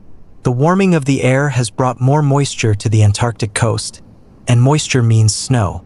While a penguin is built for the cold, it is not built for a world of deep, heavy slush. When late-season blizzards bury the nesting sites, the snow eventually melts into pools of freezing water. The Adelie eggs, which must remain dry to survive, are often submerged in these icy puddles. The porous shells pull the cold into the embryo, stopping the heartbeat before it ever has a chance to quicken. The very rocks they fought over during the courtship season, the pebbles they meticulously gathered to keep their eggs high and dry, are now being overwhelmed by a changing sky. The transformation extends beneath the surface of the water, where the engine of the Southern Ocean is beginning to falter. The krill, those tiny, translucent architects of the food web, rely on the sea ice to survive. In the winter, the underside of the ice is a pasture of algae where the krill graze. As the sea ice retreats, the pasture disappears. Without the ice, the krill populations plummet, and the ripple effect travels upward with devastating speed. A penguin may spend all day at sea, burning its precious fat reserves in a frantic search for food, only to return to its chick with an empty belly. The feeding chases that once signaled a surplus of energy have become desperate, silent affairs. The birds are forced to travel further and dive deeper, pushing their biological limits until their hearts can no longer keep up with the demand. This shift in climate is also causing a massive reorganization of the penguin map. As the Antarctic Peninsula warms, the Adelies, who crave the cold, are being forced further south, retreating toward the last bastions of the deep freeze. In their wake, the Gentoos, a species more accustomed to the temperate subantarctic islands, are moving in. The landscape is being subantarcticized, a process where the specialized inhabitants of the ice are being replaced by generalists who can handle the rain and the mud. It is a slow-motion invasion, a migration driven by the rising mercury of the sea. The colonies that have stood for thousands of years are blinking out, their ancient penguin highways being overgrown by moss and grass that should not exist this far south. The most insidious part of this transformation is its invisibility. To a casual observer, the colony may still look busy, the birds still loud and vibrant, but the metrics of survival are shifting. The average weight of the fledglings is dropping. The intervals between successful breeding years are lengthening. The penguins are becoming thinner, their feathers less lustrous, their resilience worn down by a world that is moving too fast for evolution to keep pace. They are specialists in a world that is losing its specialty. Their bodies, perfected over 30 million years to solve the riddle of the cold, are suddenly maladapted to the warmth. As the great ice shelves like the Larsen Sea fracture into icebergs the size of small countries, they create physical barriers that disrupt the penguins' ancient travel routes. A massive berg can block the entrance to a traditional feeding bay, forcing a colony to navigate hundreds of extra miles just to reach the open water. For a bird that walks at 2 miles per hour and swims with limited fuel, these detours are often fatal. They are trapped in a labyrinth of their own melting home, navigating a geography that changes every season. The predictability of the seasons, the one thing the penguin has always been able to count on, is gone. Yet, despite the thinning ice and the warming waves, the spirit of the penguin remains defiant. They continue to climb the rocky slopes, to huddle against the wind, and to dive into the dark. They are witnesses to a transformation they did not cause, carrying the burden of a global shift on their feathered shoulders. But the climate is only one of the pressures pressing in from the north. As the ice retreats, it opens the door for other human interests to follow. The melting of the world is not just a loss of habitat. It is the removal of the barrier that has kept the rest of humanity at bay. The Southern Ocean is no longer a fortress. It is a frontier, and the competition for its remaining riches is just beginning. The retreat of the ice has done more than just destabilize the ground beneath the penguin's feet. It has unlocked the gate to a kingdom that was once protected by its own hostility. As the southern ramparts melt, the Southern Ocean has become a theater for a new kind of industrial ghost. Massive, high-tech fishing vessels now roam the latitudes that were once the sole domain of the albatross and the whale. These ships are not hunting for the penguins themselves, but for the very fuel that powers their lives: the krill. This tiny, shrimp-like crustacean is the gold of the Antarctic, and the industrial hunger for its oils and meal has created a silent, underwater famine. For a penguin, the sea was once an endless buffet, a reliable reservoir of energy that could be harvested with a few deep dives. But modern supertrawlers use suction technology that can vacuum entire swarms of krill out of the water in a matter of hours. These vessels often operate in the same coastal waters where penguins forage during the critical breeding season. When the krill disappear into the holds of ships, the penguin is forced into a desperate, high-stakes search. A mother penguin may swim for 60 miles, her body burning through the very nutrients she needs to produce milk for her chick, only to find the krill pastures empty. The competition is no longer between the penguin and the seal, but between the bird and the machine. This competition is compounded by the invisible debris of the modern world. The Southern Ocean, once thought to be the last pristine wilderness on Earth, is now a repository for the planet's waste. Microplastics, the pulverized remains of 1 billion plastic bottles and synthetic fibers, are carried south by global currents. These tiny particles are ingested by the krill, which are then eaten by the penguins. The plastic does not pass through their systems. Instead, it accumulates in their tissues, carrying with it a cocktail of chemical pollutants that can interfere with their hormones and their ability to reproduce. The very act of eating, the most basic requirement for survival, has become a slow-motion poisoning. The debris is not always microscopic.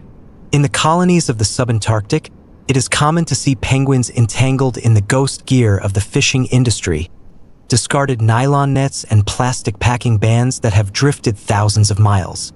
A penguin with a plastic ring around its neck cannot swallow. A bird with a wing caught in a net cannot swim. They become stationary victims on the beach, their bodies slowly failing as the colony carries on around them. It is a stark, jarring contrast. A creature perfected by 30 million years of evolution, brought down by a piece of trash that will last for 1,000 more.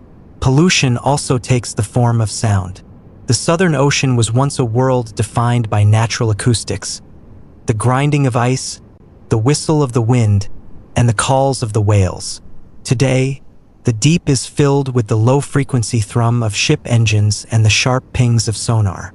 For a penguin hunting in the twilight zone, these sounds can be disorienting, masking the subtle vibrations of their prey or the approach of a predator.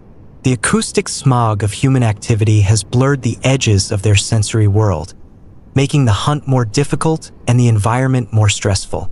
Yet, perhaps the most profound impact is the one that cannot be seen or heard: the shifting chemistry of the water itself. As the oceans absorb the excess carbon dioxide from the atmosphere, the water is becoming more acidic. This ocean acidification makes it harder for the krill and other small mollusks to build their calcium-rich shells. If the foundations of the food web crumble, the penguin's entire world collapses. They are standing at the top of a pyramid that is being eaten away from the bottom. The struggle is no longer just about surviving the winter. It is about surviving the unintended consequences of a global civilization they will never see. As the sun sets over a sea that is increasingly crowded with steel hulls and plastic shadows, the penguins continue their ancient rituals. They preen the oil into their feathers, unaware that the oil in the water is a different, deadlier substance. They feed their chicks with what they can find, unaware that the bounty is being siphoned away.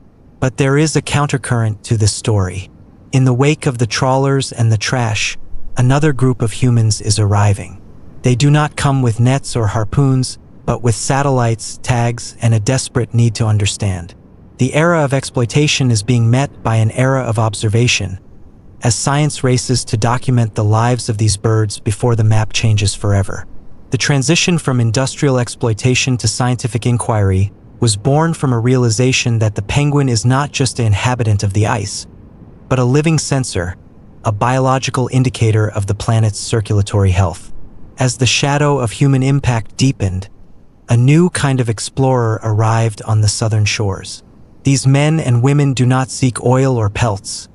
They seek data. They move through the colonies with a quiet, methodical reverence, carrying tools that allow them to peer into the secret lives of birds that vanish into the abyss for months at a time. The penguin, once a mystery of the mists, is now being mapped by the invisible threads of satellite telemetry and the cold precision of the digital age.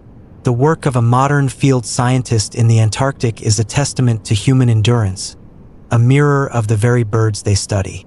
To track an emperor penguin across the sea ice, researchers must endure the same sub-zero gales and the same soul-crushing dark.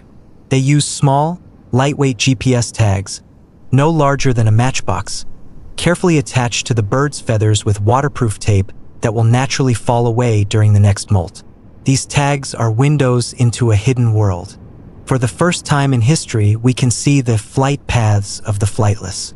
We can watch as a king penguin travels 500 miles to a specific underwater seamount, or as an Adelie dives to the exact depth where a hidden current of warm water brings the krill to the surface.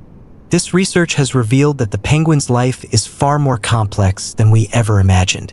By using time-depth recorders, scientists have discovered that penguins are the premier vertical commuters of the animal kingdom. They don't just swim, they navigate a three-dimensional landscape of pressure and temperature. The data shows us the thermoclines they cross and the oxygen-depleted zones they avoid. We can now measure the heartbeat of a diving penguin as it slows to a mere few beats per minute to conserve energy, a feat of physiological control that doctors study to understand how to protect the human brain from oxygen deprivation. The penguin has become a teacher, their bodies providing a blueprint for survival in conditions that would be fatal to any other warm-blooded creature. But the most critical research is happening at the scale of the population. Scientists now use satellite imagery to count penguins from space. By looking for the telltale guano stains, the massive, reddish-brown patches of waste that mark the location of a colony, they can track the rise and fall of populations in areas too remote for humans to ever reach. This eye in the sky has revealed a sobering truth. While some colonies are thriving in the short-term warming, others are vanishing. The data acts as an early warning system, a digital pulse that tells us when the ice is becoming too thin or the food supply too scarce.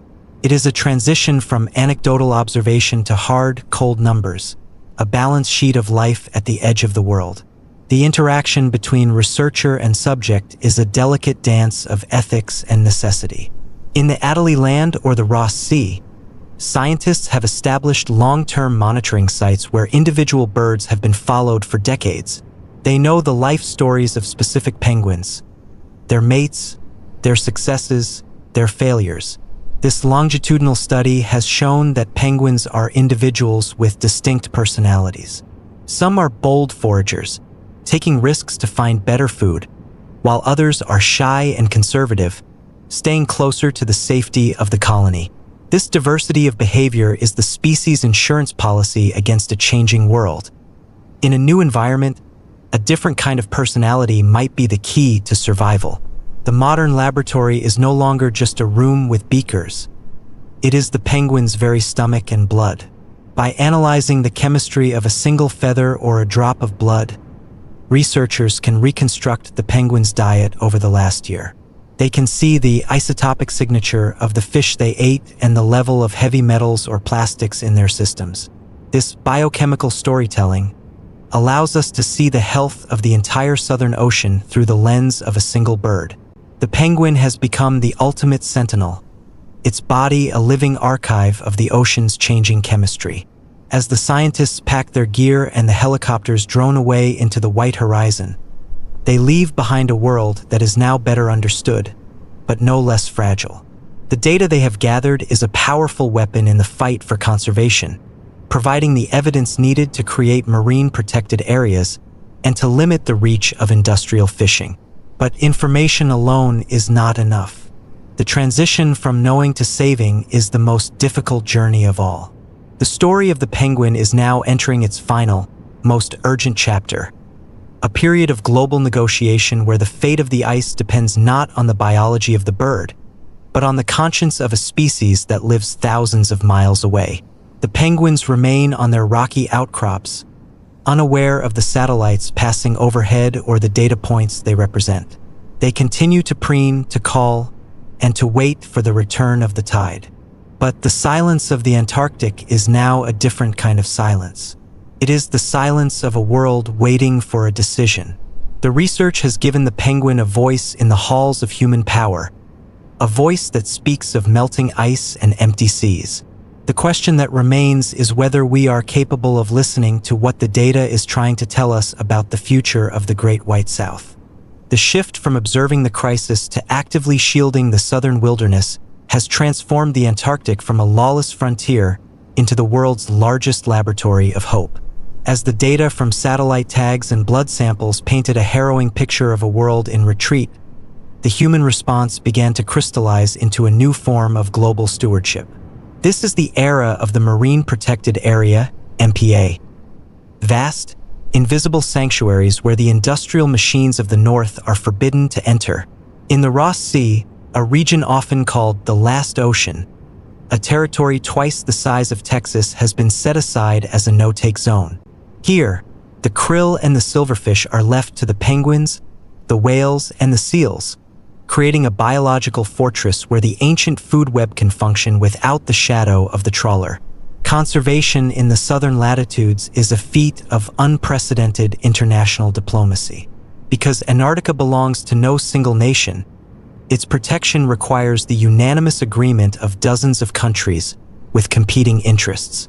This is the Antarctic Treaty System, a fragile but enduring pact that recognizes the continent as a place of peace and science.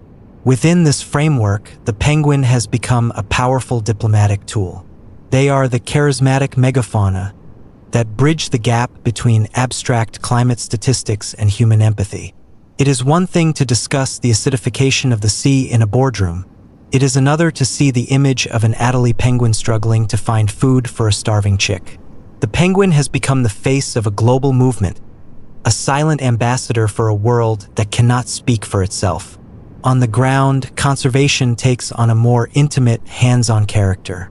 In the subantarctic islands, where human-introduced predators once decimated colonies, massive restoration projects are underway. On islands like South Georgia, teams of specialists have worked for years to eradicate the rats and mice that were accidentally introduced by 18th century sealers. These rodents, which preyed on the eggs and chicks of burrowing penguins, had turned once vibrant slopes into silent graveyards. Today, the birds are returning. The macaronis and the little blues are reclaiming the hillsides, their holes once again filled with the soft, metallic whistles of new life. It is proof that while human impact is vast, it is not always irreversible. Technology, too, is playing a role in the direct protection of individual colonies. In some areas, Camera traps and acoustic monitors provide a 24-hour vigil, allowing scientists to detect the presence of illegal fishing vessels or the sudden arrival of avian diseases. There is even work being done to create artificial nesting sites, insulated, predator-proof burrows for species like the African penguin, whose natural nesting material was historically stripped away by humans for fertilizer. These interventions are small gestures in a vast world, but they represent a fundamental shift in the human psyche, a move from the role of conqueror to that of the humble gardener, tending to the ragged edges of a wilder world. The protection of the penguin also involves the regulation of the very people who come to see them. Tourism in the Antarctic has grown from a handful of explorers to a bustling industry of thousands. To prevent the human footprint from crushing the very thing it seeks to admire, strict protocols have been established. Tourists must stay a specific distance from the birds. Their clothing and boots are scrubbed to prevent the introduction of foreign seeds or bacteria, and their paths are carefully managed to avoid crossing the penguin highways. This controlled proximity creates a new generation of witnesses, people who return to their homes in the north with a visceral understanding of the ice, becoming advocates for the southern world in their own communities. Yet, for all the protected areas and eradicated predators, the greatest conservation challenge remains the invisible one: the temperature of the air and the acidity of the sea. You cannot build a fence around a warming current. You cannot sign a treaty to stop the melting of a glacier. The true conservation of the penguin now depends on a global transition toward a cooler, more sustainable way of living thousands of miles away from the nearest ice flow. The protected area must eventually expand to encompass the entire planet's atmosphere. The penguins are doing their part. They are surviving, they are adapting, and they are showing us the limits of what life can endure. As the dusk falls over a newly protected bay in the South Shetlands, the water is calm. There are no ships on the horizon, only the occasional breach of a humpback whale and the rhythmic pop of bubbles escaping from ancient, melting ice. The penguins move through the surf with a sense of security that was missing just a few decades ago. They are the beneficiaries of a new human wisdom, a realization that our own survival is inextricably linked to theirs. The story of conservation is not a story of a finished task, but of a persistent, daily commitment to the idea that some places on Earth should remain wild, and that some creatures deserve a kingdom where they are the only kings. The sun, a pale gold coin that has circled the horizon for months, finally begins its long, slow descent toward the edge of the Southern Ocean. The season of light is drawing to a close, and a profound, crystalline stillness settles over the ice. In this final, lengthening twilight, the story of the penguin comes full circle, merging the ancient past with the uncertain pulse of the future. They stand upon the jagged ridges of the world's end, not merely as birds, but as the living memory of our planet's endurance. From the first ancestors who folded their wings and committed their lives to the crushing dark of the abyss, to the modern sentinels of the melting floes, the penguin remains the ultimate witness to the Earth's most extreme transformations. To look upon a penguin in this fading light is to see a triumph of biological poetry. They are the bridge between the elements, creatures of the earth who walk with a measured, upright dignity, creatures of the air who carry the feathers of their flightless heritage, and masters of the sea who fly through the water with a grace that no eagle can match. Their existence is a masterclass in the art of the possible. They have turned the most hostile conditions on the planet into a sanctuary, finding warmth in a blizzard and life in a frozen desert. They remind us that life does not merely inhabit an environment. It becomes the environment. The penguin is the ice, the salt, the wind, and the deep, all distilled into a single, beating heart. The scientific reality of their lives is no less moving than the myth. We have learned that they are individuals of immense character, parents who will starve themselves to the brink of death for the sake of a single egg, partners who will find one another in a crowd of a million voices, and travelers who navigate by the stars and the magnetic pulse of the earth. They are the guardians of the Southern Ocean's secrets, their bodies holding the data of a world in flux. Every dive they make is a testament to the resilience of the living spirit, a defiance of the cold that has lasted for 30 million years. They are not victims of the ice, but its most sophisticated inhabitants, a lineage that has outlasted empires and weathered the turning of the ages. As the first stars of the polar night begin to pierce the violet sky, the colonies fall into a rhythmic, collective quiet. The ecstatic displays have ended. The chicks have fledged into the unknown blue, and the great silence of the winter is preparing to reclaim the land. In this moment of transition, we are forced to reflect on our own role in their story. The penguins' future is no longer a matter of their own adaptation. They have already done everything that evolution could ask of them. Their future is now a reflection of our own choices. To save the penguin is to save the integrity of the world's oceans. To protect the ice is to protect the climate that sustains all life, including our own. They are the barometers of our conscience, the feathered ghosts that haunt the edges of our industrial dreams. There is a deep, meditative beauty in the way a penguin stands at the water's edge, looking out over the churning surf. They do not hurry. They do not fear the dark. They simply wait for the moment when the sea calls them home. In that leap from the ice into the water, there is a profound surrender to the flow of life, a transition from the heavy, burdened world of weight to the weightless freedom of the deep. It is a movement that has been repeated trillions of times across the eons, a heartbeat of the planet that must never be allowed to stop. The story of the penguin is the story of persistence against all odds, a reminder that even in the coldest, darkest reaches of the universe, there is a place for warmth, for family, and for the enduring power of life. The wind rises, carrying the scent of the coming frost, and the last of the penguins slip into the water, vanishing into the indigo depths with a silver flash of bubbles. The ice remains, vast and white and silent, holding the footprints of the generations that have come before and the promise of those yet to hatch. We leave them there, in the quiet majesty of the southern night, not as curiosities to be studied, but as kin to be respected. The great white silence is not empty. It is full of the songs, the struggles, and the triumphs of these incredible voyagers.